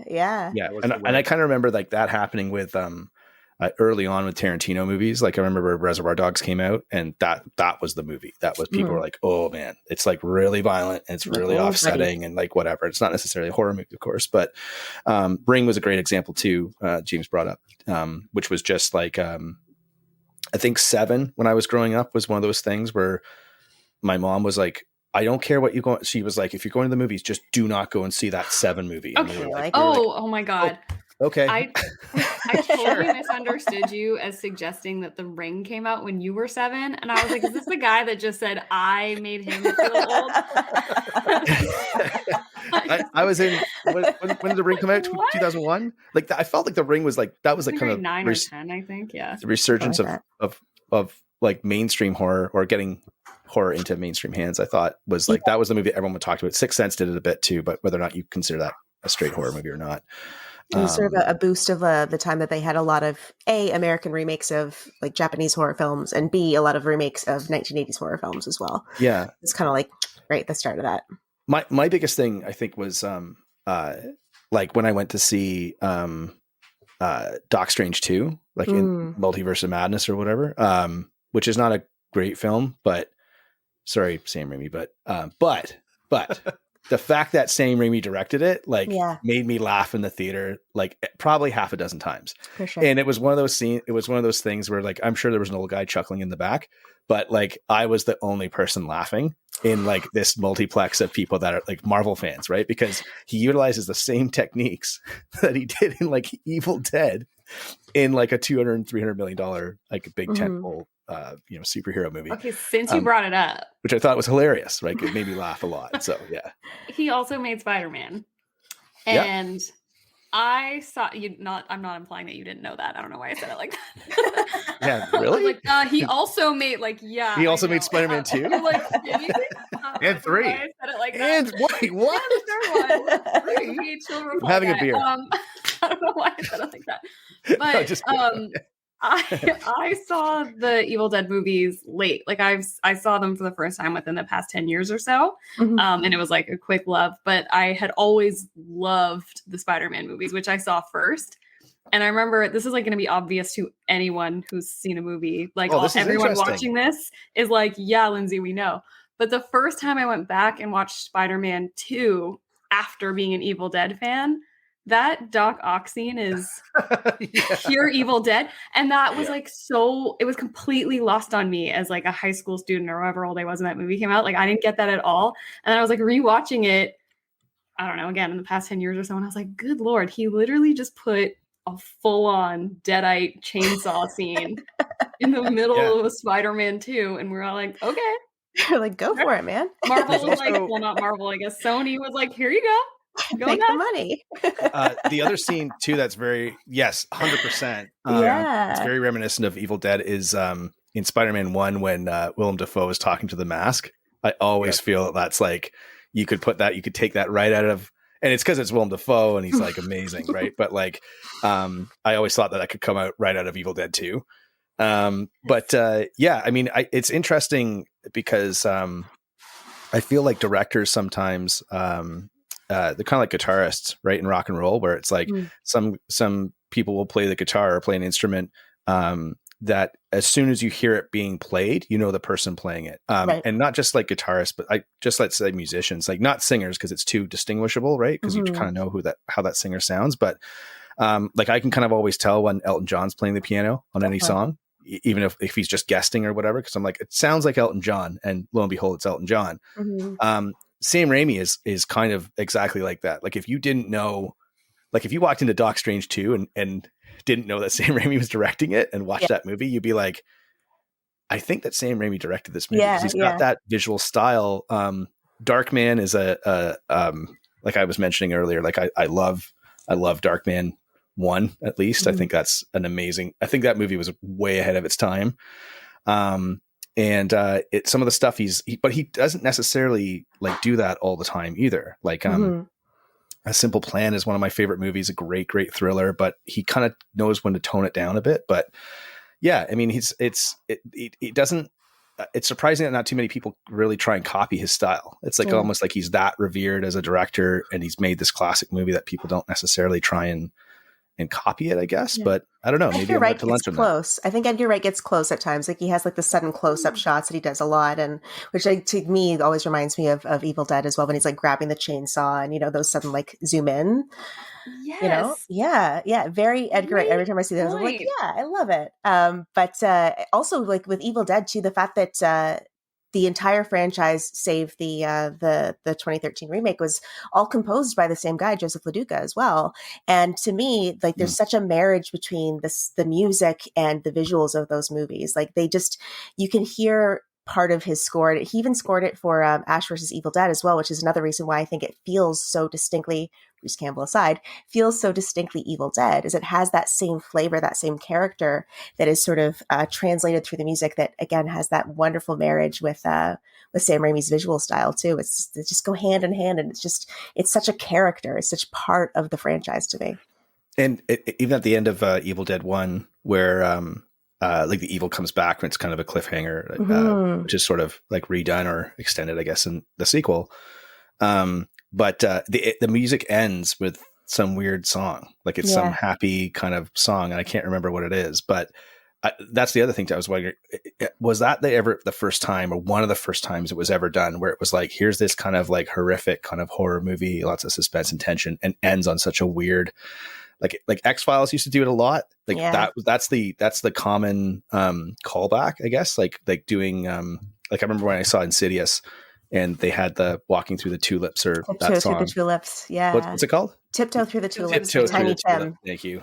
And it was like, it's going to be in a bunch of horror movies. But X-Files used to do it really, really well. They would show some bloody, crazy scene, and they would play like some sort of like nursery rhyme or like a old 50s or 30s track over top of it. And that's kind of at the end of Evil Dead too. I'm wondering if that's like one of the first times that like that was ever done. I'm not sure. So, but good question though. That's definitely because I know that's something that I love when it's done effectively. On the flip side of that, I feel like there's a lot of, again, like 2000s era horror movies that like had the weirdest choice and end credits music that I've heard in a long new time. Metal, man. It was all new metal. Oh, new metal. New metal. Like it ends with like this really serious tone, and then it's just like something like really like upbeat and just like new metal. Like it's just like this does not fit at all, and I love it. What's that? Halloween 6 has a great. I went and found all the. I was on a big like a supercut. I went and made a playlist. I should put it on Spotify. But it was actually when we were going down the Shockstock, Jake, the one year, and I was like, so we took tracks from like, we obviously took Dream Warriors, and we took like that Alice Cooper track from Friday the 13th, and like there's a bunch of weird songs that like at the end of like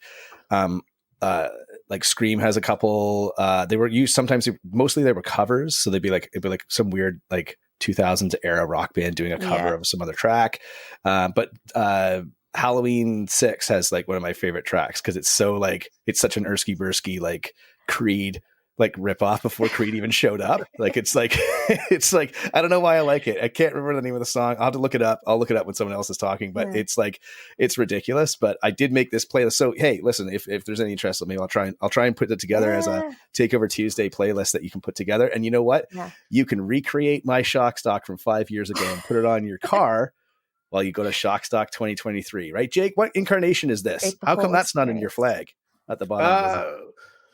Well, 11? You know what? It's technically, yes, it's 11 because we started 2011, but then we had 2 years of pandemic. So it would be our 10th birthday 11th anniversary, 13 years in. It's just gone now. So Lucky number Shockstock 13. died, and then last year was Shockstock Lives, and now we've got Shockstock Escapes. It's I love that. So you're going for like a Planet of the Apes vibe, I guess. No, it's if you look at the poster on the website, it's like an old King Kong versus Mecha King Kong Escapes. So it's Shockstock Escapes, and it's the ultimate battle between analog and digital. That's what we're doing this year. So the tagline. Okay, are we gonna get sailor hats again this year? I hope so. No sailor hats this year. But we do need to bring that back soon. I think that it's due time to bring it back. There was there was a few things that didn't work year to year in terms of like trying to create a theme or anything like that. But the Wild and Greasy games were that one stuck. That one people like every year. It's like, are we doing the sailor hats? Are we competing? So I'm gonna explain this because sometimes the last podcast we promoted Shockstock on the news update as far as like an upcoming event. And I said, you can't really explain Shockstock. You just need to go and experience it. It's something you experience. You don't just hear about it. But I will explain this for other people who might be interested in going. Lindsay being one of the people that might want to go. But a few years ago, there was the Wild and Greasy games. And it was like the tagline was something like, Jay, correct me if I'm wrong. It was like, come get wild and greasy at Shockstock. And then when you showed up, everyone got like a sailor hat and it either said Team Wild or Team Greasy on it. And then everyone there was like all these games and stuff that you played or it really devolved into just like people out drinking each other. But like, and we separated everyone, and then it was like, we had 2 tip jars at the bar, one for Team Wild, Team Greasy, and they were which team's going to tip the bartender the most? That's nice. Which team's going to recycle the most empties? We had garbage cans. That's nice. And it's just like, this is a way we're just going to get people to tip more and clean up after themselves.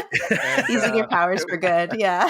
And you know who took all those empties back and cashed it himself? I wonder. James. No, it wasn't. It was the bar. It was the staff at the Ramada. But it was great because the staff was wearing the hats, and like, we made sure if 2 people came in, together, if a group of friends came in together, we're splitting that team. We're like, nope, you guys you're competing against each other. I have mine somewhere. I'll get. You know what? Listen, tell you what. Leading up, I'm gonna get it, and I'll put it on the next episode. I'll put it. I'll try it if I find it. I'll put it on. The thing. It was a weekend of friendly competition, was what it was, and we just competed about everything. But everyone in sailor hats, like it's something to behold. It really is. Yeah. So listen, come down to Shockstock for sure. So, Lindsay, if that doesn't convince you, I don't know. Like, I have a hat. Like, I'll bring it. I have also like a backlog of Team Sadako and Team Kayako hats, which I feel like could be your next theme. I'm just perfect. saying. Yeah. No, we were contemplating, because we were thinking of this year, and it might still happen next year, but we were going to make it like if we were potentially going to have to move our dates. So we were looking at making it the Summer of Love, and we were going to have like flower crowns, and there would be different flowers. So we were going to do like a hippie theme, and then like the Shockstock house brands, Sprocket Damage was going to be like all 60s psychedelic, and like we were just going to like totally just play right into it. And but that hasn't happened yet, but it might happen next year. We never know. Lindsay, you have to come to this. You have to come to this thing. It's amazing. Just come with Kelly. Okay. It's all right. Well, Kelly and I don't live near each other. Well, maybe we do. Maybe we do. Big shout out to our audience tonight. Thanks for sticking around for sure. And if you're listening to us on one of the rebroadcasts on Apple and Spotify, we do appreciate you listening to and spreading the word about the show. Of course, it helps us out and myself and Kelly and Black Fawn Distro's Takeover Tuesday, of course, but also helps our guests out and our panelists help promote the stuff that they're doing, which is all super cool stuff. Like we just told you about, stuff like that, right? So listen, we're broadcasting live to Facebook, Twitch, Twitter, and YouTube, and of course, rebroadcasting, like I mentioned. A couple of we've got some people piping in some stuff. Of course, okay, so Darth Renus, I think, said, I'm late, stupid work. Don't worry. We're still going to be talking for a little bit longer. I was given no deadline, no timeline to cut off the show. So that's great. Spincers of Horror piping in scumbags for life. I don't know who they're referring to. They might be themselves. It might be us. I don't know. But I mentioned Planet of the Apes in passing. So Chris Giroux has given me 3 claps. So that's great. Thanks, G. I appreciate that. Nathan Hill piping in, where do you think Sam Raimi gets his ideas from? I'm not sure. We can come back to that. And a follow-up question, is Darkman greater than Evil Dead? I'm assuming Evil Dead 1, Nathan. No. But I fucking love Darkman. Like, it's Darkman's a great movie, but Darkman is a great movie. Best advertising. Like, it was the best campaign when it came out. It was on the back of comic books.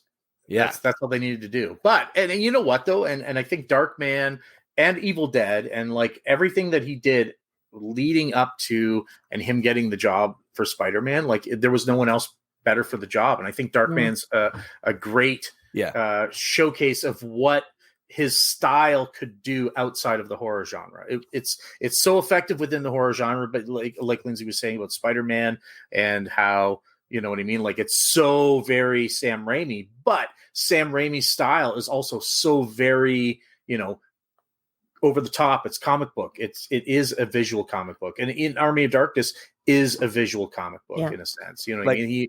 They took their style and they went to the lengths that they did to create that. And now, you know, even, you know, Marvel is continuing on and bringing him in for Doctor Strange and stuff. And it's like, yeah, there is nobody better for the job because his style it translates, you know, comic books to film so effectively. Well, I mean, I just heard a thing from Steven Spielberg who said he cast Liam Neeson in Schindler's List because he wasn't really well known.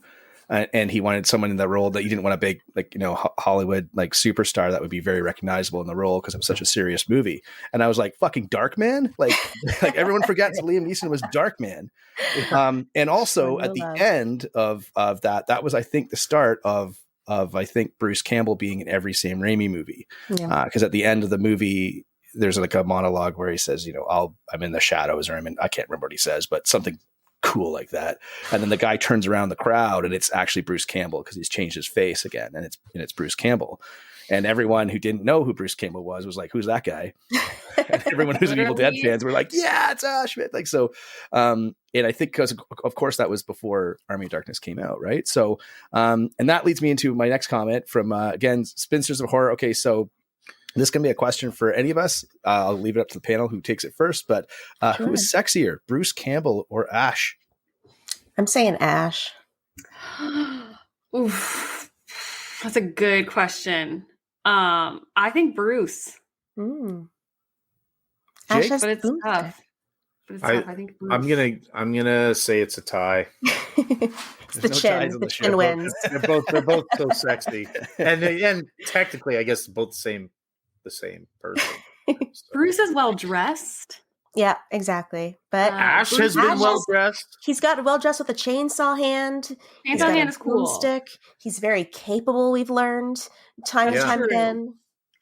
Even though he is a himbo. We love a himbo. We do love a himbo. Ash is a himbo. I don't. Better, you gotta watch the series. That's true. He dresses well. Makes the difference. In this, yeah, that's true. The series kind of makes the difference. I love the S-Mart scene though. The S-Mart scene is the funniest. He's good. He's hot. It's great. Hot. Yeah. Like my favorite sequence in that, Lindsay, is when he throws the gun up in the air and then he does that little jump onto the trolley and catches the gun and just unloads like 500 shots from like a 2-shot shotgun. Like, I laughed so hard. Even when I was a kid, I laughed at that scene so hard. I thought it was so ridiculous, and I still love that scene to this day. So I'm gonna go with Ash Williams, which nobody remembers his last name. So Ashley Joanna Williams. Okay. How dare you say nobody? How dare you? I thought I got away with one there.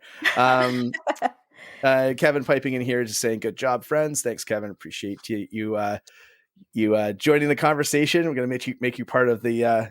We're gonna have you on as a musical guest at some point, I think. So he's also chipping in. Ash 100%. So there we go. Okay, it breaks the tie. I got a lot to think about today. Listen, we're kind of on the home stretch here, so I won't keep everyone for too much longer. But I did have a couple of questions, and we promised we would reveal who had seen Evil Dead Rise, and of course the answer to that was Steve, and he's no longer with us, so we don't actually know how. No, I'm just kidding. It wasn't Steve. He was a last minute addition to the show, but it was actually Lindsay yourself. So you had the opportunity. You went down to the world premiere of Evil Dead Rise, which is the 5th installment in the Evil Dead franchise, at this year's South by Southwest. What can you tell us about the movie? Obviously, I know you're sworn to secrecy and all that stuff, but I wrote about it on the internet. But we will preface this segment by saying absolutely no spoilers I about won't the spoil film. anything. We're just going to talk about general thoughts and feelings and how It's it not maybe a falls monster. into the. Of course, no Not a spoiler. monster. I know, like but I to just go in fresh. want to say that because people will just go no and they'll just tune out. Yeah, right? they'll tune But, out. True. They'll click away. But yeah, let's. Can we chat about that a little bit? Like, what were your thoughts, initial impressions coming out of the theater? Sure. I mean, I'm going to let you sort of guide me if I'm saying too much, too little. I'm like the Frank Costanza, like I like to go in fresh, but like yell at you if you're like, no, I just want to tell you about this one cool part. So I'm very sympathetic to spoiler-free people. So stop me if you think I'm going too far. Sure. Yeah. Just general, like broad strokes, right? Like no of the details, but like how does it fit into as a follow-up to the remake? Maybe we'll start there. I would say it's not. I wouldn't go into it expecting it to be a follow-up to the remake. I think this is pretty like this is not something that you'll learn from the movie. This is something, if you're one of those people who reads interviews or whatever, sort of the idea of this, are there different canons? What's happening? The idea is that if you remember in Army of Darkness, Ash sees 3 different books. This is the 3rd book is kind of what Lee Cronin posited. So he's being very free with the canon. He's kind of like one book is in Ash world, one book is in 2013 world, the 3rd book is in our world. Oh, interesting. I know. Cool. That's kind of like, yeah. I know. I was like, okay. When he said that, I was like, yeah, I'm all in on that. So the kind of idea is that this is very free from both 2013 and 81. Mm-hmm. This is very free from that. Tone, it's not the same tone as any of the movies before it. So I think that people will have a good time and be surprised by the tone because it's not, well, I mean, the first one, it's not the slapstick of the second 2, and it's not the pure terror of 2013. It's got its own tone, which I think is really fun. So does it ride that line fairly well, or? Yeah, I think it kind of hovers between them both. Yeah, I kind of heard going into it. And again, I was like, don't tell me that to the very nice person who was just trying to like have a conversation with me. He was like, this one is. What do you mean Darth Vader's Luke's father? Oh, God. Spoiler. Yeah, he was like, I was just trying to tell you something. But his version of it that he was like, this is its own movie, but it's still very I can't remember how he worded it, but I'm going to say that it treats the originals with reverence, whereas like well, not reverence. Maybe that's not fair. 2013 was trying to do its own thing completely separate from the comedy, as where this one is not trying to separate itself from the comedy, but it's not a comedy in the way 2 and 3 are. Does that? Gotcha. Yeah, because I was confused with it. Yeah. Like, because I'd heard that it wasn't, it wasn't a direct sequel to either thing. So it was a bit loosey goosey, and I didn't really know what they were doing with it. It looked to me like they were sort of saying, look, every 5 or 10, like 10, it's been 10 years since the remake came out, right? Which is a decade.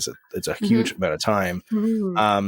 Where they were just going to say, look, somebody else is going to take a stab at an Evil Dead movie and try and make something kind of completely sort of self-contained, but still with some shout outs to the past and that sort of stuff. I mean, Sam Raimi's still involved in this one, I think, as a producer, EP. Yeah, as an EP, right? As an executive producer. So, so he's still got some sort of like saying that, which is interesting too. So, but that's actually a cool take on that. I was actually.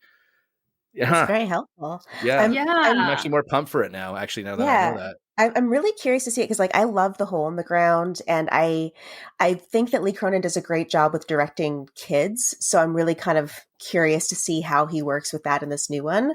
And like I mentioned earlier, I mean the 2013, even like rewatching it last night, I was still like it still makes me anxious. It still makes me tense. And watching the trailer for Evil Dead Rise, the cheese grater, I was immediately like nervous about seeing it. And I love that because I so rarely get nervous about a horror movie. So the fact that it seems to kind of still have that gnarly flair to it, but at the same time that it does something very different is what I'm curious to see. And love Irish horror. It's very gothic. So I'm kind of curious to see if that comes into this as well. There's a lot of... Sorry, go ahead. No, go ahead. Yeah. Just on the Irish piece, there is, I don't even know if it's like super conscious, but it's definitely Irish. I would say. I think like Irish. Leprechaun cameo? Like Irish. Hey guys. I would say, and I'm actually kind of curious because I kind of thought it and then checked myself on it. And it's almost, I don't want to get too into it, but I'm almost curious everyone's take, like the whole like, and it's a trailer line. So I'm not, it's a line from the trailer. I don't know. Yeah. When she's like, mommy's with the maggots now, which is 10 out of 10. Great line. That to me was very The Exorcist, very religious horror. And this gets a little close to that. And initially I was like, I don't know if I like this whole hell demon thing. But then I was like, well, Evil Dead never really shied from that. But the Necronomicon makes it very like not that somehow. So I'm actually like really curious what people's thoughts on it feeling very traditional demon-y, where I feel like Evil Dead is obviously demon-y. Yeah. But it's like kind of its own. It's Necronomicon. It's a different Book of the Dead. Yeah. So I'm actually really curious other people's sort of takes on that. Oh, I'm so excited now. I'm so excited. A couple of things just before we go on, because I want to talk about how this falls into the franchise as well. But just looking this up, people say Bruce Campbell, yes, he's 64 years old, so he is getting up there. Maybe they can lure him back with a $20 million paycheck, a la Harrison Ford for Indiana Jones. But at 64, he's probably got a few more, like Jake, like what you're saying, he's probably had a few more plates broken over his head than Dr. Jones, right? But and also, well, he did star in Crime Wave, which was the movie, like the flop that Sam Raimi made after Evil Dead 1. Surprisingly, and I always wondered this, for the last little while when I found it out, was that the Coen brothers actually co-wrote that movie, Crime Wave, with Sam Raimi, and it didn't do well at all. It was made for a $2.5 million budget, and the box office was $5,100. No. So no. So apparently it's so now I have to see it because of the failure of the film, like I mentioned, like he got roped into doing Evil Dead 2, which that's how we got that movie, which is actually kind of interesting. But one of the Coens helped to edit the original Evil Dead, I think. Was it the original or the sequel? Oh, really? Evil Dead or Evil Dead 2? Yeah, one of the Coen brothers was like with Sam Raimi. That would explain it. Yeah, so I guess they're good. But which is crazy, right? Like if you think about, like I love that stuff just because it's like Sam Raimi went on to direct the Spider-Man trilogy, which is probably responsible for the MCU, et cetera, et cetera. And then the Coen brothers have directed, million, like I don't know, a lot. Movies. They've directed a lot. That are like directly influenced into pop culture, infused into pop culture. Yeah. I mean, it's a fascinating to see how that kind of came out of like low budget sort of horror, straight to video or VHS. I think with stuff, like, Within the Woods was the sort of proof of concept that Sam Raimi had that he brought forward to kind of get financing for Evil Dead. That was a short film. Yeah, that was a short film. Blood Simple was like kind of inspired by how he did that as well, from what I understand, but I might be wrong about that. But yeah, I'm pretty sure with the Coens, like they kind of took a page from his book and were like, oh, how can we kind of do the same sort of thing? And that's when Blood Simple kind of crazy. Yeah. Oh, cool. Yeah. So getting back to like Evil Dead 5, I guess, there was a lot of rumors for a long time, even after the remake came out, that they were going to actually make Evil Dead 4. It was supposed to be called Evil Dead 4 Ash to Ashes, which I still think they should make, because it's so such a great title. Maybe that's Old Man Ash, right? Like, I don't know, but that's Bubba Hotep Ash. Yeah. So Ash, like Bruce Campbell done being Ash, like we're good with that. Like I felt when I watched the remake too, like they were really they were going to try and create like a new Ash or go in that direction, or they teased it a lot. Like Kelly, like you were mentioning, they teased that in the movie, and then it doesn't happen for just to kind of like swerve people. But where's the franchise? Should it go somewhere else? Do you think? Is this enough, or does it need to have like sort of resurgence? Does it need to be remade again, or where do you think it should go? I kind of love the 2013 and now 2023, like the kind of standalone quality that they have, that like it's kind of a spiritual sequel, but at the same time, like it's not the same characters, it's not the same story, it's not the same book, as we learned. It's sort of something a little bit similar but different, and I kind of think that kind of gives some cool flexibility for them to keep the Evil Dead alive while giving them a lot of room to do different stuff, but that's what do you guys think? I agree. Mhm. I feel like I talked a lot. Sorry. No, talk more. Jake's trying to think of all the other promotional things he can say. No. I'm just. Group I was watching. gonna say, like, I think Just that the remake, and I think that even early response to the new film, and what I think people are looking to do with the franchise is, like, everyone's saying that they don't want to replace. Obviously, no one wants to replace Ash. They're not looking for a new Ash, but Maya in the remake became a character that people were like, oh, we'd like to see her back. And, this new film, I'm sure, is going to have a similar, where strong characters can and may possibly move on and live on. And the opportunity is still there. They could essentially, after Evil Dead Rise is successful, go back to the Maya character and bring her out into another film, and people would be absolutely accepting of it. And I think that's one thing that, even though the Evil Dead franchise was kind of, for a long time carried by, Bruce Campbell, carried by Ash, that it was Ash versus the Evil Dead. You know what I mean? The Evil Dead and the Deadites and the idea, the concept of the Necronomicon was just as strong a character in the series as Ash was. For sure. And so they just said, oh, you know what? This is the side that's continuing on. Nobody talks about that. It's the Evil Dead. It's not, the Ash sequel. It's the Evil Dead sequel. The Evil Dead are continuing on. The Deadites, the Necronomicon is what will continue to haunt generations to come. Yeah, the Necronomicon is to Evil Dead what the city of New York is to Sex and the City. Like, it's just like, that's just its thing. Kelly, we said specifically no Sex and the City references on the show. I'm leaving. I think I've seen like 2 episodes. I got nothing. I don't know. Has anyone played the game? Have any of you played the game? Yeah. What's your go-to character? AOD Ash, baby. All day. I'm a melee player till I die. Although I also really like support Ash. He's my second. I'm Hunter Ash. You're Hunter Ash all the way. I'm not a good hunter.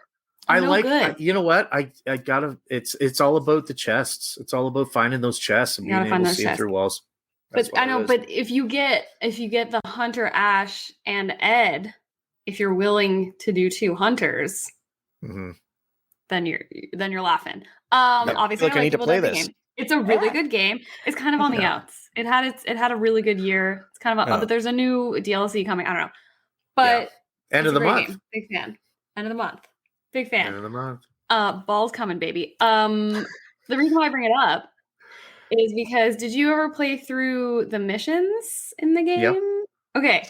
So the missions, this game, it's a game in the vein sort of like Friday the 13th or whatever, where you play around 4 survivors against a demon, and whatever. It's in what they call asymmetrical games take about a half hour, blah blah blah.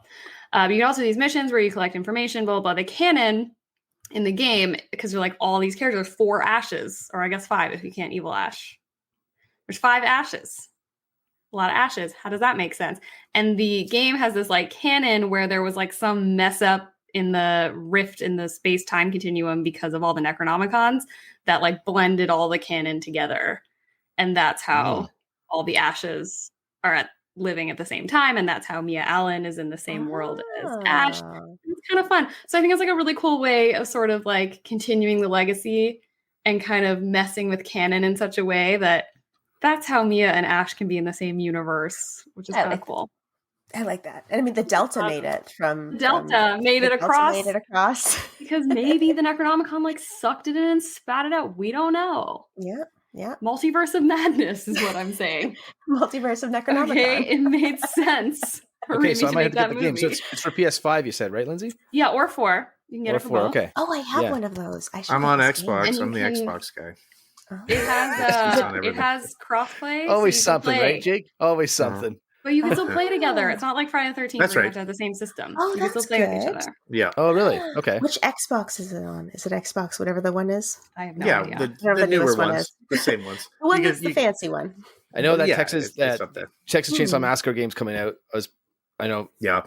I'm really My pumped for that. hype is Daryl, shout out Daryl high. Twisted Tease. He's really pumped for that movie too, or that game too. But I got the The soundtrack right behind me, the special edition. Oh, Ooh. Yeah. take That's just that, actually came in the podcast mail. listeners that can't Yeah. see.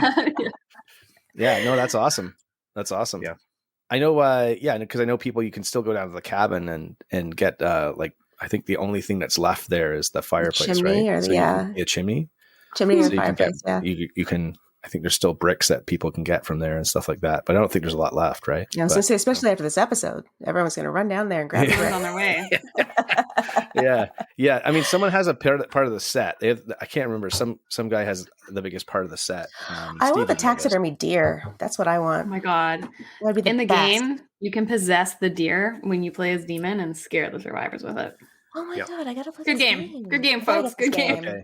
Get Yeah, some yeah, of yeah. my Remember how cards. you weren't paid to promote the 4Ks? I was not Yeah. paid to promote the game. It encapsulates the experience of the Evil Dead, because when you play as the demon, you get that Raimi cam that you get to like go through the woods first person as the Kandarian demon Amazing. Oh, and really? possess things. Yeah, you can possess people, you can possess trees, and then you can summon creatures. Like it really does feel as much like Evil Dead as a video game could. It's Ugh. like it's got it all. And the Okay. Raimi cam is truly nauseating. Truly an uncomfortable experience that you'll be Yeah. like fighting through because you really want to mess up the survivors. I gotta play really, this. it's very fun. And originally the Raimi cam when he was filming was just I think it was just him running through the woods. I think And they had like or- sticks, Yeah. like camera on Yeah, yeah. sticks or something. There's two And he guys rode just a bike. running. Yeah. he rode a bicycle once, I think. Like I Yeah, think at of the end Evil Dead shot. 1. At the end shot of He- Evil Dead 1, he's like riding a bicycle through and then crashes into Bruce Campbell. Yeah, exactly. So There's but, sorry. no, go ahead. I was just gonna say for anyone ready for Rise, there's a really nice callback to the Raimi cam that opens Rise that I think people think is funny. Oh, amazing. Okay, cool. Woo, We should sold on it. probably pitch the movie too. So so Evil Dead Rise is opening in theaters. I believe it's April 21st. Yeah, April 21st. And of course, our sponsors, Deadly Grounds Coffee. Big shout out to them. They've got this Huge fan. brand of coffee, By the Appetite way. and Caffeination Sweet Toffee of Mine, which is the official Black Fawn Distro coffee blend. You can order yours at blackfawndistribution.com/store. We do have it back in stock. And again, if you need an extra pick-me-up in the morning, it's got extra caffeine, hence the name. Mhm. But of course, our friends at Deadly Grounds, longtime sponsors of the show, and obviously good friends. They've got a promotion going on. If you check out their Instagram, head over there and you can check out the Evil Dead Rise promotion that they have. They're having a free giveaway. I'm actually going to pull it up right now and just let everyone know what the deal is. But basically, if you are in the area, if you're around the Curtis or Oshawa area, make sure you head over to the Deadly Grounds Cafe, Mhm. which is just an absolute amazing place. It's got tons and tons of like memorabilia in there, and just or not memorabilia, but like just horror stuff in general. They've got another store in there. They got coffee cups, everything like that you can go and check out. They are running a promotion, so a giveaway. Check out them on Deadly Grounds Canada. That's their handle on Instagram. They are doing a special advance screen on April 19th. That's why I messed up the dates. At Cineplex Varsity. I guess that's near them in Curtis at 7:45. So check that out. And they will DM some winners. So I won't read the contest details here, but you can check them out on Instagram, and hopefully you get to see it a couple days before everyone else, or a lot of days after Lindsay already saw it. So Yeah, don't I literally rearranged my life and flew to Texas to see it early. there's a reason to do that. Yes, You don't. yeah, you always don't go- have to do that. You don't have to do that. You can Rearrange see your it life and go to Deadly Curtis. Grounds. Yeah, it's a lot easier to go to Curtis. I think. There will be So- coffee there too, so you can There'll just be stop coffee, by yeah. and yeah. Grounds coffee even. Yeah, they're it's a great company, independent Canadian business that have grown from the ground up, and their whole brand is about horror stuff. If you haven't checked them out, please check them out. And listen, they sponsor our regular shows where we have people on and guests on talking about their particular films or projects that they're working on. And if you go to the Deadly Grounds Coffee website, you can actually check out with the code Takeover, and it'll actually get you 13% off. Of course, there's that number again, 13% off. Lucky number 13, 13th annual edition of Shock Stock. Yeah. I guess, right? Yeah, Who's counting, right? but in either event, listen, before we go, just want to say thanks so much for you guys for joining the panel tonight and making the time. I know everyone's busy. How were the drinks? So was the drink a good idea? The Dead by Dawn drink. Look at that. Finished. Done.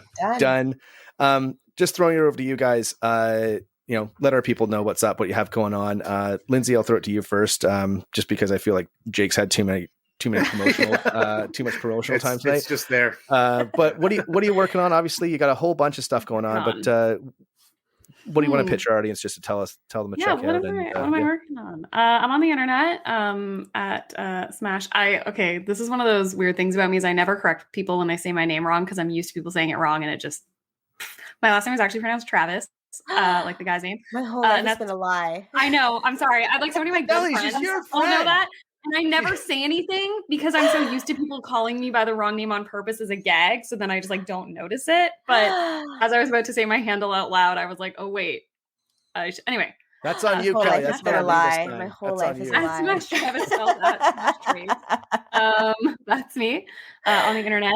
If you want to see my reviews, most of them are on pajiba.com. That's PAJIBA.com. I love that you got that pronunciation right. Amazing. I write lots of places. If and when you see Evil Dead and you want some further reading, because I'm a fan of reading reviews after movies, but totally your prerogative. My review of Evil Dead Rise is on pajiba.com if you want to find it. And that's mostly where you can find me. I'm a few other places. I pop up on IGN. I pop up on Slash Film. Sometimes I'm at Fangoria. But those are the places you can find me. Oh, and also Grim Magazine, which I think Kelly and I have in common. That's most of it. Yeah. Okay, awesome. Yeah. So Lindsay Traves, like the guy's name, like the person. We'll write that down.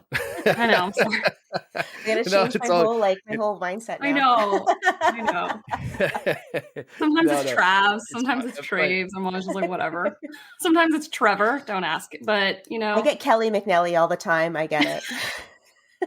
Yeah, Kells McNally's. That's where we were like, what do you want to go by on the show? She's like, Kells McNally's just easier. So, yeah.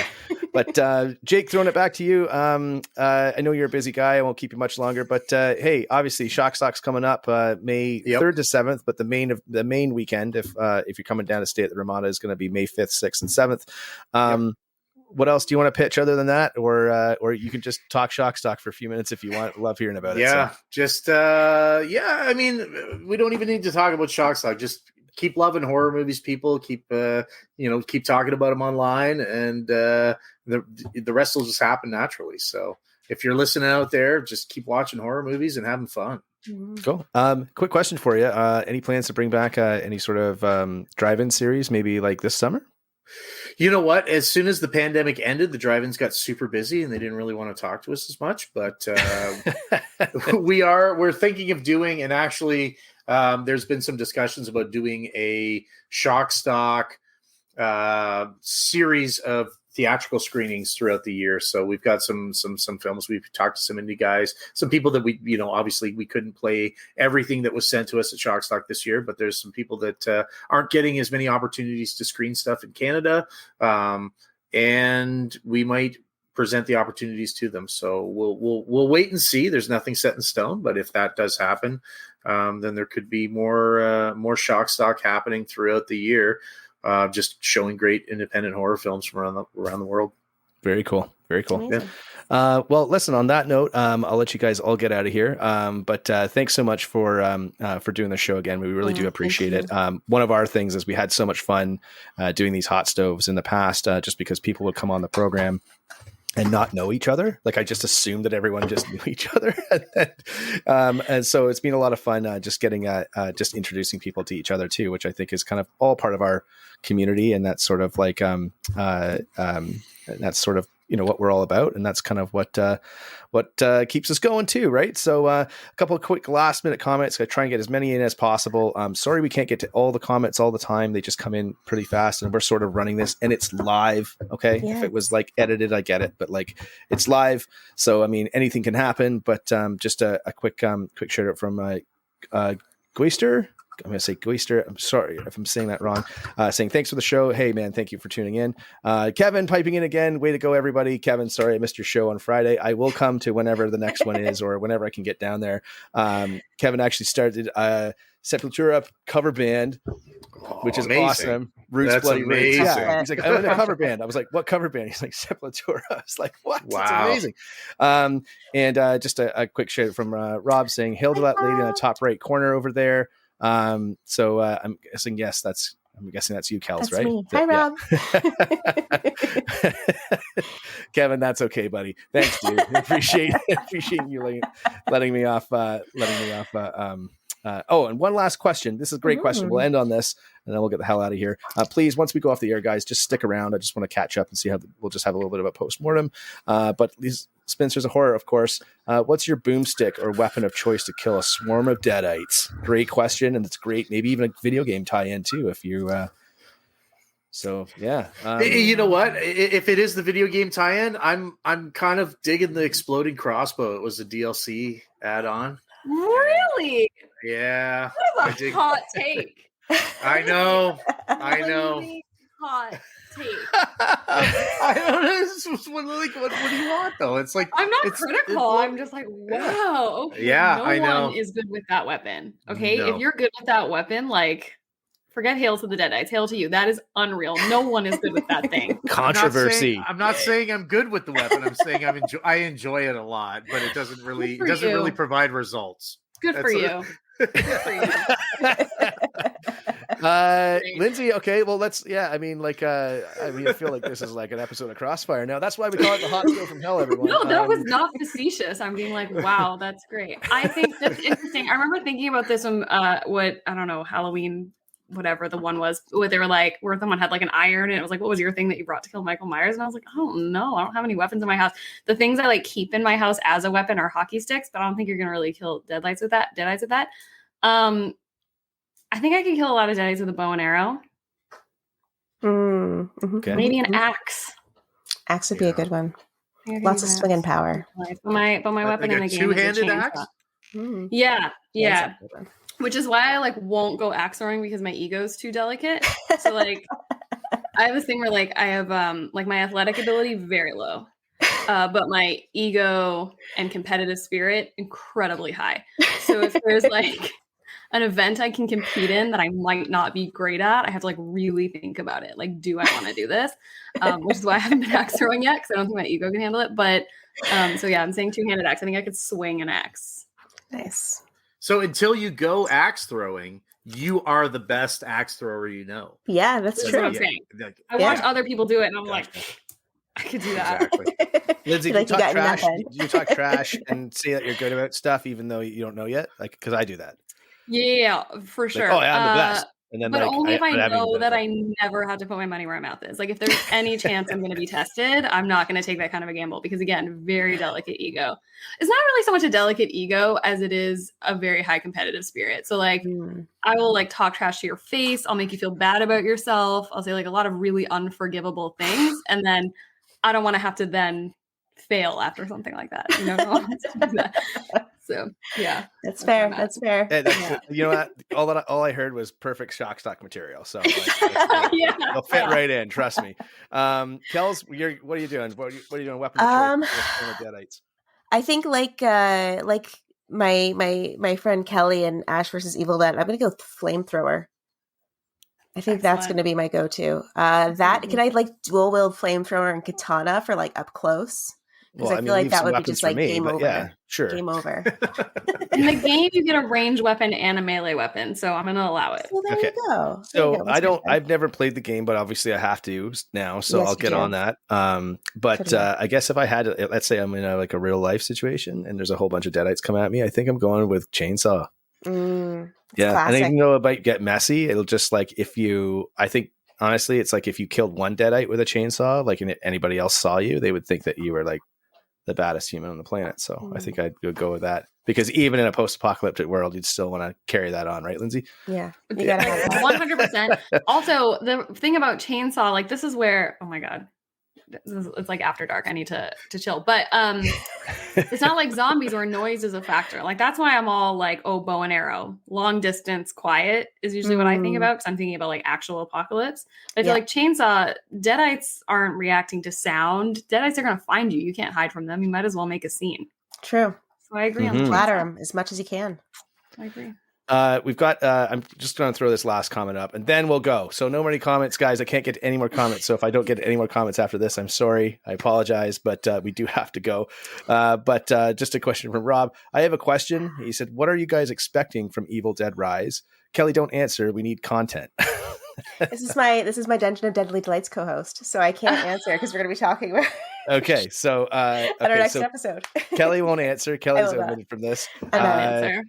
And well, Lindsay, Yeah, you've I already guess seen it. Lindsay's So seen you've it. already She seen it, can't. So Jake, what are you expecting? And I'll go last, and then we'll sign off. Well, you know what, and one thing that, like, you know, and I mentioned earlier, I got 3 kids, so I, as a parent, seeing kids in the trailer for Evil Dead Rise, like, already affects me. I hadn't, and a quick little bit of an anecdote is seeing Pet Sematary as a kid. You know, I laughed with my buddies. You know what I mean? Like, and that movie that's a hard watch movie. You know what I mean? Pet Sematary, the original Pet Sematary, it's a horrifying film. Yeah, and really watching the remake in the theater, and you know, it took some twists and it had some moments that were unexpected. But like, anything that happened with the kids from the parents' perspective, like, affected me deeply, and I got emotional in the theater. Like, it was crazy. And so seeing that and just knowing that it's an Evil Dead film, because you know what happens in an Evil Dead film, and knowing that there's kids in that situation is just like, it's harrowing for me. It's like, oh my God, like, this is it's going to hit me harder than any Evil Dead movie has ever hit me, just from that, like, specific perspective of a parent. And I think that, you know, that's partially what they're going for, is they want that to be there and put yourself in that situation. But like, yeah, I'm expecting there to be some really, like, I'm going to choke I'm going to be choking a little bit throughout the movie, just being like, oh no, I can't. I really like, we were talking about just before we jumped on the air. I really like the scene in the trailer where she's making breakfast for everyone. Just because it's like you're just saying, it's such a, like, from my perspective, it's like, you know, leaning into like the motherly kind of thing, where like, I wonder how many of those tropes they're going to play with, which is very, very interesting to me, because I think that in much the same way you were saying that about kids and stuff, right, Jake, is like just being it unnerving. I think my expectation from the film is that, and I think I'm going to get this, as far as what Lindsay shared with us on the panel tonight, is that just a different take, like a different film that's still in the conversation, that isn't something so similar that you can say, well, you know, it's just another sequel, but something that's just sort of in the mix, where, you know, when we do rank these again or whatever, then maybe things fall in a different manner, just because of how the film kind of delivers. That's hopefully what I'm going to get. Like, I'm pumped to go and see it, but also like, just seeing like a horror flick in a theater with a bunch of people is like, especially a good one. Like, nothing beats it, and people jumping around. And like, one of the things that makes me laugh every time I go to the theater is when I go to a scary movie and like something happens, because I know it's going to happen because I've seen so many horror movies, and then the people in front of you jump and you're like, ha, ha, ha, ha. And then something happens and it makes you jump, and then you're like, God damn it. You got me. And I can't remember what was the movie. I think it was It. I think it was the first It. The scene where like he comes out of the screen. It's like the perfect amount of time. It's the perfect amount of time where you're like, nothing's going to happen. Okay. Nothing. And then it happens. And I was just like, I fucking jumped out of my seat. I must've jumped six inches out of my seat. And I was like, Jesus Christ. Like, I was so like, and I was laughing and scared and like embarrassed all at the same time. Right. Like the burly bearded guy and like all these kids are so anyway, but listen, on that note, thanks everyone again for tuning in. Thanks to our audience out there for tuning into our Hot Stove from Hell episode on the Evil Dead franchise. Of course, big thanks to my guests tonight, Lindsay Traves from the internet and all horror sites imaginable, Jake Grimb, junior scumbag up there in London, Ontario, or down there in London, Ontario. Thank you. But, hey, while we're correcting names, it's not Grimbo, it's Grimbro, because it's short for Grim Brother. It's but isn't that on your thing? No, it's never been on my thing. It's never been on your thing? I thought it was always Grimbo. There's an R in there, but you know what? What are we doing? It's fine. It's okay. It's the same thing where it's been like that for so long that I just don't correct people. But I don't while believe we're in the We have spirit this in of it. common. We have this in common. We're connected. Benner, we Even though have dropped the ball on this today, Benner. Yeah, thanks for telling thanks for telling our listening audience on the repeats that. I mean, they never would have known that had you not said it. So I listen. I'll have to. I thought that too. I don't know why I didn't notice that. Anyway, listen, it's our second show back. All right. We're still working at the kinks here. I love it. And I love it. we were on a short turnaround week, but the reason we did it is because we really want to commit to 2 shows a month, which we've actually now accomplished. We've got another show coming up in early May. So please keep an eye out for that. But of course, big thanks to our guests, Jake Grimb, and Lindsay Traves. For anybody else who's looking to come on and get their name mispronounced, give us a shout out at Takeover at blackfawndistribution.com. We'd love to have you on a guest and help you promote what you're doing out there in the world of horror or the world of film. Of course, big shout out to my thanks to my co-host. I can't remember, what's your co-host name tonight? Klaatu Verada co-host. Okay, absolutely. Kelly McNeilly, thanks again for joining me on this weird, strange, and grammatically incorrect journey. And of course, I'm your host, Benner from Black Fawn Distro. Hail to the host, baby. That's my name tonight. You're welcome. Just a little Army of Darkness reference for everyone out there. Listen, we're broadcasting live to Facebook, Twitch, Twitter, and YouTube. And of course, rebroadcasting to all the major streaming platforms, including Spotify and Apple. Again, thanks to our sponsors, Deadly Grounds Coffee, Twisted Teas, and of course, Wellington Brewery's Helles Lager. And hey, listen, here's our sign off. We'll see you on the next episode of Takeover Tuesday.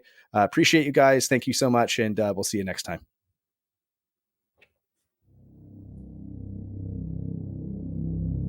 And that does it for another episode of Black Fawn Distro's Takeover Tuesday. Thanks for tuning in. If you enjoyed tonight's episode, please remember to like, follow, share, and subscribe, and help us spread the word about the program and our incredible guests. If you're interested in grabbing some more information about Black Fawn Distribution or want to check out our film titles and merchandise, you can find us online at blackfawndistribution.com. We'd also like to thank our sponsors, Wellington Brewery's Helles Lager, Deadly Grounds Coffee, Twisted Teas, and of course, Black Fawn Distribution. Just a reminder, you can always catch Black Fawn Distro's Takeover Tuesday live on Facebook, YouTube, and our other social media platforms. Or pick up one of our retransmissions on any of the major streaming platforms.